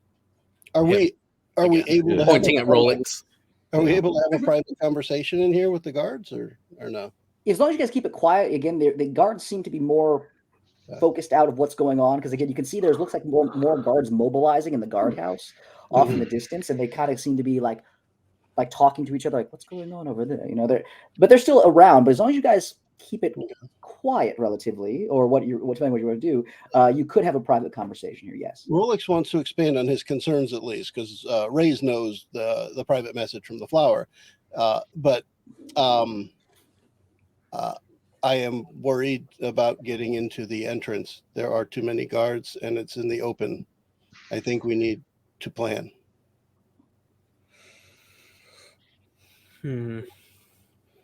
Well, I don't believe they'll allow us to stay the night, so we should be able to plan securely in a private room back at the tavern, back at the inn. So perhaps we should be done for the day? I think so. We've definitely been here long enough for Hall and Oates to get an idea of what they don't want. You know exactly what they don't want. No, what's going to work yet. No. We know the direction not to go. We don't know what track to take, but we do know which direction the train goes. Yeah. Okay. So are you guys planning on leaving then? That's my vote. Yeah. I would like to see if I can get a walk around the grounds just to get more surveillance of the area. Oh yeah, with the change in the time, we could easily skin that as I want to see how the sunlight plays with the hills and the foliage. Absolutely. blah, Yeah. blah, blah. Yeah. You What guys. else we need to know? I assume we're going to be setting up tents and all that stuff. We need Yeah. to know how much space we have and Absolutely. all that jazz. All right, so you guys make your way around, and as you do, you see that there is several individuals who make their way around some of the buildings. As again, you're being escorted around here. Several guards. Looks to be about maybe 15 to 20 of them who are making their way around to where the garden was, where the well is. You assume that they're probably going to be heading down somewhere. As you guys make your way around, yeah, you guys learn enough. Yes, you guys learn enough about what's going on currently to whatever questions you might have in terms of structures and stuff like that. There's fields. There's a bunch of stuff where you guys can easily, that you guys easily record as far as what you might need in terms of that stuff. What questions did you have specifically that you were trying to find while you're being shown around? For me, it's just any if there's any more personnel that we didn't see, any traps they might have set up that I could that are obvious, Yeah, or if they have any vehicles that they could use the waterways prepared. Yeah, so as you make your way around the main estate, you can see that there is the brambled overgrowth of the Everland Forest here. And Ami, you're very familiar with this. This is where you came in to this particular area, and this is how you kind of stumbled into being a part of working the grounds for the actual Wintermere family. Over on that side, there also is where the living accommodations are. So there is about maybe 20 or 30 huts that are kind of cobbled together that are where the actual servants' quarters are and where they live on the actual grounds themselves. And you can see it's getting later in the evening here. Some of those house lights are coming on, and you can see there are several families that are outside of there, cooking dinner and stuff like that. You imagine that they would probably want you to hide that particular thing out of view for any party, or not be in this particular area for any party. And as you make your way around towards the waterways, you can see there are several guard towers. They don't have a wall built around it, but they do have several towers that are overlooking the water itself. And you can see Nestora Tower just off in the distance, and across the riverway, you can see that there is the other districts that are lining the actual city. They do have appears to be several ships that look to be not like galleons or massive boats or things like that. Most of them look like to be like yachts and kind of vessels like that, where they can pleasure cruise down the river if they wanted to. But that's what you would discern from that. Okay. Do they have anything to fend off any aerial attacks that I can see? As you look, aside from some archers that are in the towers, no. That's the one thing that you can kind of look at and say, if we do Halo drop in, that could be an option. Perhaps if there were some airships or something. Oh, yeah. Then the airships that you guys had destroyed, the first of their kind. Where do I have that? There we go. Beautiful. Okay, yeah, let's just travel a week back into town, steal an airship. That'll make for a grand entrance. It's what they're celebrating, right? That's true. That is what they're celebrating. All right. Is there anything else that you guys want to do on the estate? I can't think of anything at the moment. Okay. You guys can head back to the tavern. It's getting to be towards the evening at this point in time, and you guys are free to act if you would like to. On the way out of the estate, Rays would go out of his way to see if he can find Pator to tell him personally, we are taking our leave for the night. We have some ideas, and we will expand on it. Privately. As you make your way and you purposely go to find him, you can see that he is outside of a large doorway. It's going into the actual manor itself, and you can hear this woman inside just berating him, just yelling things at him, and he is just like, yes, of course, I'm sorry, and you hear her going on about how, again, the grounds are not up to code yet, that this party is not going to go off well. They're going to look embarrassed. You can hear all these things going off here. I don't want red colors in this at all. Can you imagine red being shown at any of this? And as you do, you see him, of course, my lady. I apologize. Yes, I will take care of it. We have two of the finest party planners here observing the grounds right now, Mr. Oates and a Mr. Hall. And she goes, I've never heard of these people before here. You're bringing in these outside individuals here that are going to throw just the worst gaudy party. And she's going on and on. And you probably stand there for a few minutes just waiting as this happens. Oh, yes, I would be waiting patiently, and I would be overtly nonchalant. Yeah. Like, I'm clearly listening, but just very polite about it. Yeah. As this happens, the two guards that are with you are just kind of like cringing a little bit, and one of them goes, "Oh, poor Peter. He's really getting it this time. Yeah, I wouldn't want to be him." And then the door slams in his face, and he's like, he takes a deep breath. He walks over to you. He goes, "I'm sorry about that. I was a little bit delayed in coming back and seeing you. I apologize. Did you and Mr. Oates and the rest of your party have anything else that you needed from me?" It was Mr. Hall. We were just about to take our leave, and if I may, I don't want to sound rude, but I did happen to overhear some of what the lady was saying, and I think we have some greater insight. Yes, everyone overheard what she was saying, so the lady of the house does not make it her point to be discreet sometimes with what she likes. But I look forward to it here. I will tell her that I can expect your proposal on the morrow. And what's the exact date of the party? The party seems to maybe be in flux. It might be not what we were planning for 2 days from now, but now it looks like it might be maybe 3 or 4, depending on his lordship's return. Even better. Well, if the Lord is not set to return for another few days, then perhaps tomorrow evening, as I think that would be the better time to show the mistress what we want to show her. We feel we have a solid grasp on what the Lord would be interested in, but it's really the lady that's...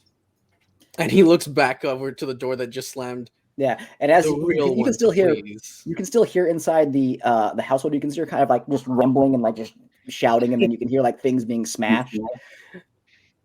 And he goes, "Easy." Well, I hope that you are right, because Lord Wintermere as well is not an easy man to please.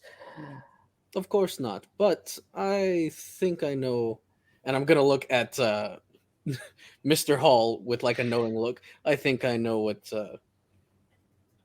man of innovation would be interested in seeing. Very well. All right. Well, you are free to leave here. I look forward to seeing your proposals. Thank you. We will return tomorrow evening. Okay. You guys are free to head back to the tavern if you would like to, or you guys can go and do something else. The evening is yours. Do they return our stuff when we leave? Yes, absolutely. Yeah, you get all your stuff back as you leave. Making sure. Okay. What do you guys want to do? Ray's is gonna like take a second to go back to the tavern and just like decompress. Unoat? Yeah. Yes, I want to unoat myself. Ugh. I'll like still in the character voice. I'll meet back up with you all in the tavern, in my personal quarters, when everyone is ready. Okay. And I'm just fucking off. I need to send some messages. Okay. All right. You guys are free to send messages and to do what you want at this point in time. What do you guys want to do as you take some time to de-oat yourself? If you guys want to get more rooms there, it'd be another 10 gold per piece per room if you guys want to do that and stay at the same place. Yeah, I'll go ahead and spend the money. I can't sleep in the street, so yeah, I'm going to have to. Not like a homeless person, anyway. Yeah. Do you? That's a good point. Thank you, Chris. Ami, do you need a room? She just needs a box, right? Shoebox or something. Maybe the drawer. One of the drawers. An empty bird's nest. I usually just go back to the forest. All right. Well, goodbye. Zing! Jeez. Savage. Is it? And I guess that would saying that would intrigue Rolex. Is it easy to get there? Could I go? Absolutely. I don't sleep. Oh, well, it might be nice then. Okay. You guys can go back give to him his We have starfish back. to go through our planning first, but Yeah. as far as getting a room. Yeah. And Ami, you would know that he could, and anyone could get back into the forest, but it would be difficult for creatures of his size. It would be maybe a little bit uncomfortable getting through some of the brambles and things like that, but it could happen. I guess what I'm looking for Rolex would be to get to a place where he can just kind of power down a bit and not get taken away by the street police. Mm-hmm. That's kind of it, really. So get to the edge of the woods or something, maybe, whatever it might take. Mm-hmm. If that, if he's kind of not easily able to get to the right place. Okay. Yeah, you guys can easily go back to the forest if you want to. Ami would be able to show you the way. Her ability to get in and out of there. Ophidian and Rays, what about you two? I guess we're hanging at the tavern. Yeah. Rays would want to go over like everything. Firstly, everything related to our interests before like all the party stuff. Yeah. We need to figure out how the heck we're actually going to get in that entrance. Yeah. So, Rolex, you said that you saw people exiting. I did not see them exit, but they were there and looked like they had been in trouble. They did not come from outside the wall. So I assume they came from the entrance. And you understand how to get in. Yes, I use a symbol that I wear, the crest, and I can open the entrance. How does one open that just in case you're not with us when we have to open it? This crest must be held above the entrance. It works like a key. I've seen it in a dream. It's funny to say. One of my memory flashbacks showed me how to open it, just to hold it like a key, perhaps. The stones move and it is an entrance. Okay. Not just a well. Like you were never there. Of course. And I give you a gold piece. Oh, thanks. All right. That's beautiful. I love it. Joe, you can have an inspiration for that. Thank you.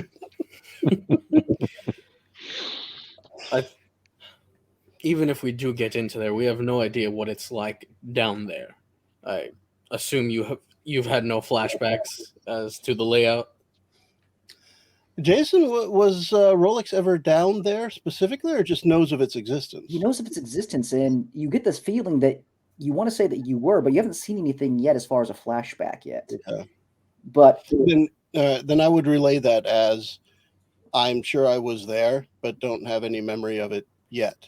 Mm-hmm. Memories seem to come back when I am in the area. Yeah. Perhaps when we enter, I would have some recollection. So we'd have to play it by ear, unfortunately. No, I will look. I don't have to listen. We will use all our senses. Yes. Yes. All of them. Including taste. Sometimes. as necessary. Rolex Everything's happy to turn delicious. his sense of taste and smell on and off. So happy about that. So since we don't know what's in there and can't plan for it, let's focus on how to get in. Ophidian, did you happen to take note of any guard patrols around the well? I was a little too into character. Yeah, I mean, I was taking notes, but I would say there wasn't any specifically stationed there at the time. I don't think you mentioned that, Jason. Like, nobody's really stationed there, but No. That would be suspicious. But the thing is, we can't assume when people are coming and going. We could be opening it up and people are trying to get out at the same time. That's what could get messy. I mean, there were guards in different vantage points, and Jason said something about alarm bells and all this stuff around. Yeah, so, there's two alarm bells. Rolex wasn't paying attention to that, but just as a note, I remember him saying those things, and to me, that was where I felt like Rolex is definitely concerned. It's just out in the open. There's no walk behind this wall and then go into the entrance. It's out 50 feet in the open, really. You know what we might be able to do? We might be able to set up tarps to block line of sight, and we can word it as, this is to signify to guests the party's not back this way, blah, blah, blah. That might be a way that we can tarps, set something like that. I mean, these people aren't expecting cheap-looking things. Set up a stage for a band, put a backdrop on it. Perhaps. This could work. Rolex didn't suggest that, by the way. Just like Rolex didn't suggest the party planning thing. Me. Okay. So yeah, Ray says this could work, and he suggests the band thing with the backdrop. The thing is, are we trying to get to the underground before the party or during the party? It would have to be. Oh, that's right. It would have to be before, because during the party, security would absolutely be heightened. Right, but there's a lot more chaos going on. Have less security. What was that, Joe? Unless you told them as part of the planning, they should have less security so the party looks better. We could suggest extra guards in the actual party area as a show of everything's fine. We are in control. No, less guards because they'll be tacky. Dress all the guards in red. She doesn't want red. Then all the guards get dispersed as soon as she shows up. Red shirts. The worst part is I have a feeling that could work.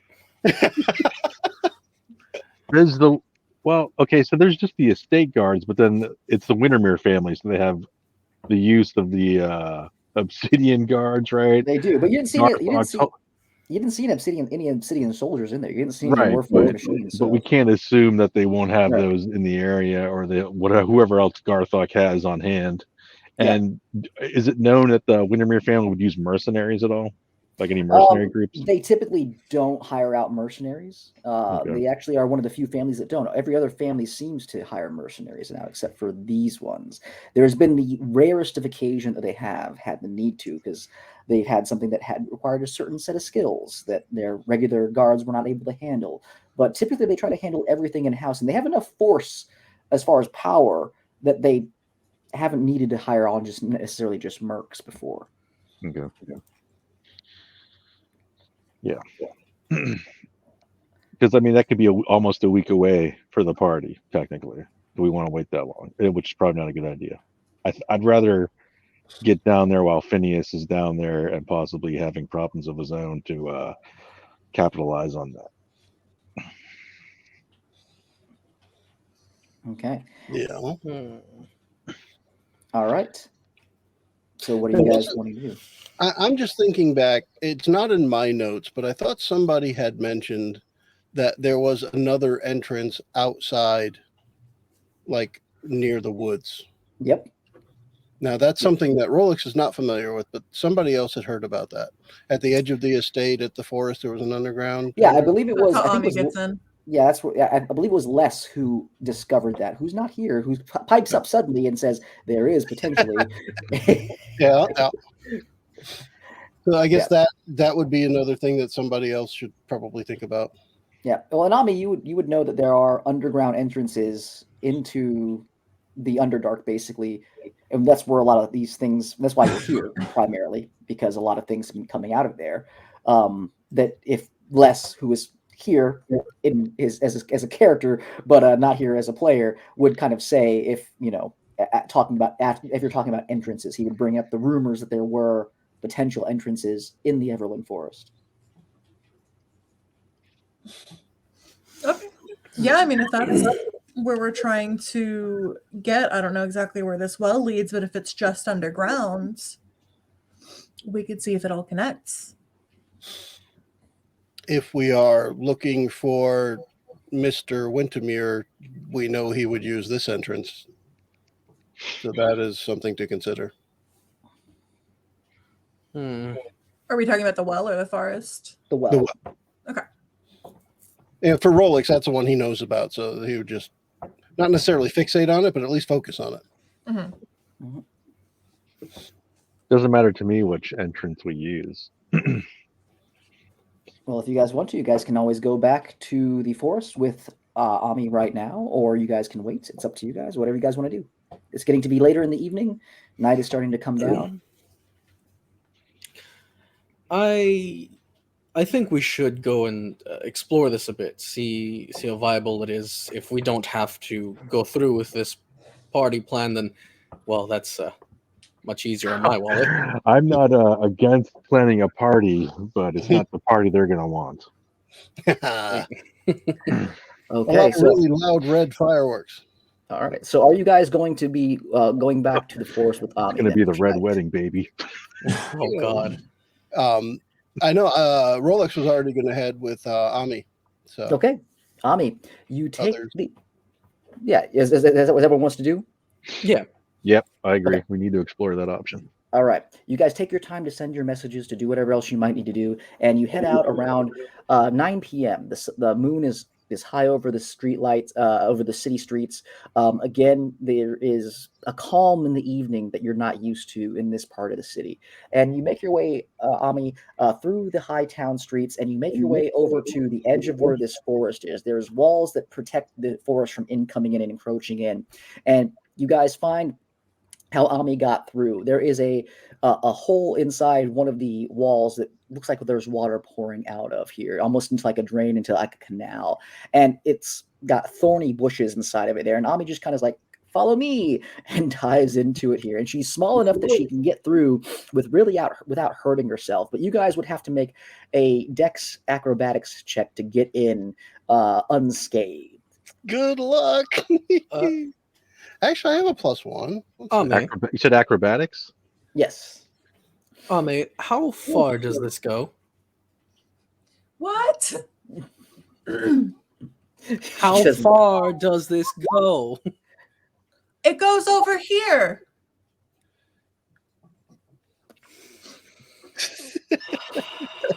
Yeah, I got an 18, and Chris got a 25 for Ophidian. So. Yeah, so as this Raise- happens, Rays, you see them like climb in and like skirt around these like sharp, pointy things, and they make their way through relatively unscathed. There's a few like little maybe little scratches, but they don't really hurt you guys here as you make your way through there. And as you guys enter in, Rays, are you following? It's an acrobatics. Yep. Sure. You I won't waste dimension door if I don't know where I'm teleporting to. 23. Good gosh. All man. right, yeah. Rays, going This isn't my first sewer crawl. Well, going last was actually a good thing. Rolex and Ophidian actually made the path clearer for you, and you were able to get through there. And as you guys get in, the forest, the city noise, even though this part of the city was quieter, it's still a city. There's still the clacking of wheels against the cobblestone streets. People, music and taverns and bars and things.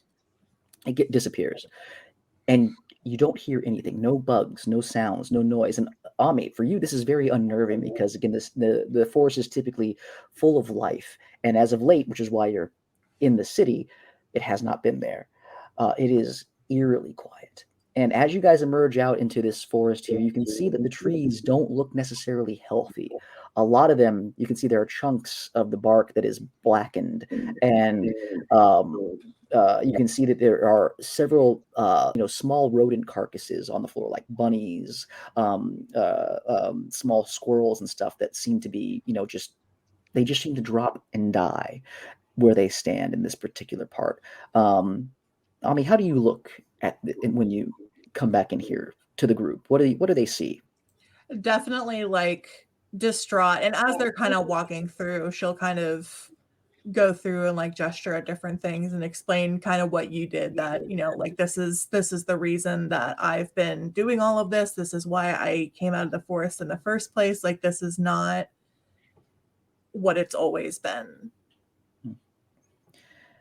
And as you guys are making your way through, again, there's a little clearing and there's different paths that kind of branch out into the forest itself. There are a few options, Ami, that you know of that lead into these underground caverns that you could get to. Which one do you want to go to? There are three options, three paths, left, right, and middle. Wasn't one of them near where that encounter had happened with that? Yes, that would be the one on the that would be on the one on the left. That one again, you are very familiar with. She'll take them to that one and explain, you know, like she'll kind of like pull her like clothes down to her shoulder and like show that nasty scar that we were talking about, just these really awful like claw marks, and explain, you know, this is where I got a lot of this stuff. She'll pull out specifically like the tubes or like the vials that have like the teeth in it, and specifically what was left of that creature, and just explain it was just no idea what it was. It was just horrible and unnatural and very unnerving. Okay, so there's a path. Did it destroy your home? What is it? Did it destroy your home too? No, I just live in the forest. I haven't really had much of a physical home. Perhaps we can rent an apartment. Maybe. All right. With a view like this, good luck. Yeah. Now, all right. Ame, this creature,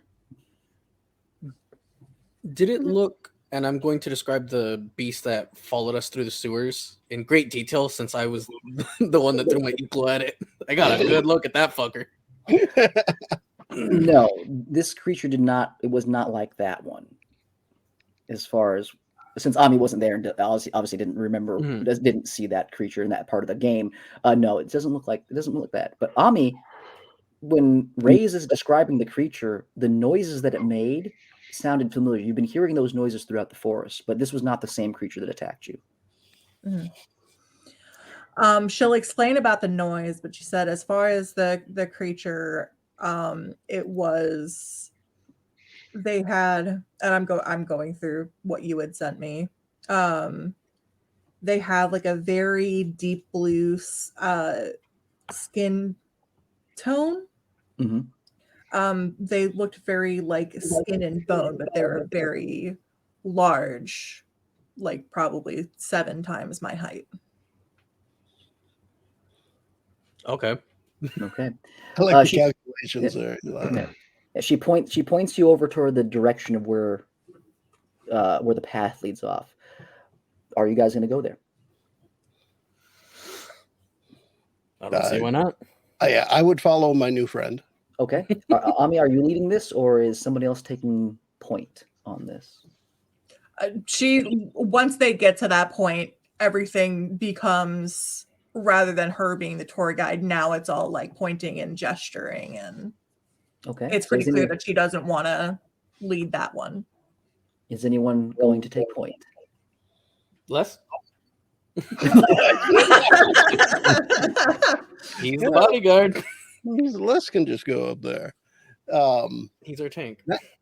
Rolex would definitely just hang with Ami, which means if she's not walking that way, he's not.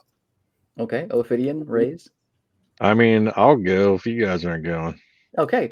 Ophidian, as you make your way into this, you clear through several of these thick shrubs and these bushes and stuff. And as you make your way in, you hear... make me a perception check to see how much you hear, actually. Because you're going to hear something, but I just want to see how much. Yeah. 13. Okay. You hear, for the first time in this forest, you hear what sounds like twigs snapping, and you hear what sounds like almost like life in the forest, like something's moving. And as you enter into this and you open up the actual clearing, here, you can see that there is a large opening, like almost like a sinkhole. Like there's a big crater that drops down. You can't see into it because it's dark, and the moonlight's kind of darkening what's able to be seen. And Rolex, as you enter in behind Ophidian, I need you to make me a intelligence saving throw, please. Heyo. Saving throw. 10 with a plus Okay. 9. I rolled a 1. Just Yeah. Wow. keep that in mind. Rolex, as Ami's pointing, and you can see her tiny finger pointing into this clearing, and you see Ophidian get out of your way, and you see this sinkhole here. Your mind goes into overload here. You immediately have this flash of people around you clawing their way out of this hole, being pulled back in, dragged down. You see yourself and you see your former master being who is like covered in blood. Half of his face has just been wrecked, and he's missing a piece of his actual arm as he's like trying to claw. You're like reaching down towards, as he's reaching down and you're trying to grab at your former master, you just feel yourself being pulled away from them, and them being left there in this particular clearing. Raze and Ami, you guys see Rolex just kind of. I mean, how would he physically react to that? Sparks coming As out of the real- neck, as a buzzing real as- noise. As real as it feels, I feel like he'd just be going, moving in that direction, forward and down, like falling forward. Yeah. All I could think is for a moment, he got a VR headset on and he's about to run into a wall because, and that's what I'm picturing. He's just going to follow with whatever it was. Absolutely. He backs into you, Raze, and he kind of like pushes Ophidian out of the way. And as he's reaching down, apparently at nothing, Ophidian and Raze and Ami, please make me a perception check again. Because he's making a lot of noise now as he's kind of, violently like clashing into things. 23. 23 and 24. Gosh, why couldn't I have a good roll? Dang. Okay. Ami had a crit there. Yeah. As this happens, and you see your friend like lunging towards nothing and like just kind of like muttering to himself in a language that you can't really understand. He's saying something. You guys hear that. You guys hear those that footsteps kind of stop, and as you turn, you can see in the forest, inside some of the tree line, you can see just yellow eyes just turn and look in your guys' direction towards you. There are about 7 sets of these yellow eyes that are now looking in at you guys, and you can feel this almost like dreading presence. And Ami, you shudder immediately. You feel like the blood like drain from your face as these creatures are now looking at you. And with that, I think that is where we will end for the night. You bastard. I was so ready to say I wanted to use my inspiration to roll again, but I really wanted to see where it was going. So I decided let's go with the 1 and see what happens. This may have been a really bad choice. I immediately regret my decision. I made a calculated risk, but man, am I bad at math. But we will pick up on the next one and see what happens with this encounter. So is this every Thursday? Yeah, as long as now you we're guys at least want looking at next week. Yeah. Yep. So for now, we can wrap this one up, and we can all say bye. Bye-bye. The preceding podcast was brought to you by One Joe Young. You can find us online at adventuresfromtheshed.com. We'll have Randy here to say something at the end. Who's going to have the dad joke?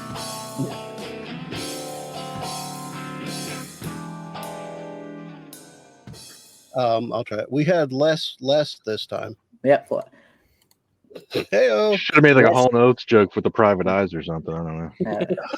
They're watching you, man. All right. Well, thank you guys for playing, and we'll see what happens next game when these creatures that are looking at you respond to what's going on with Rolex. Okay.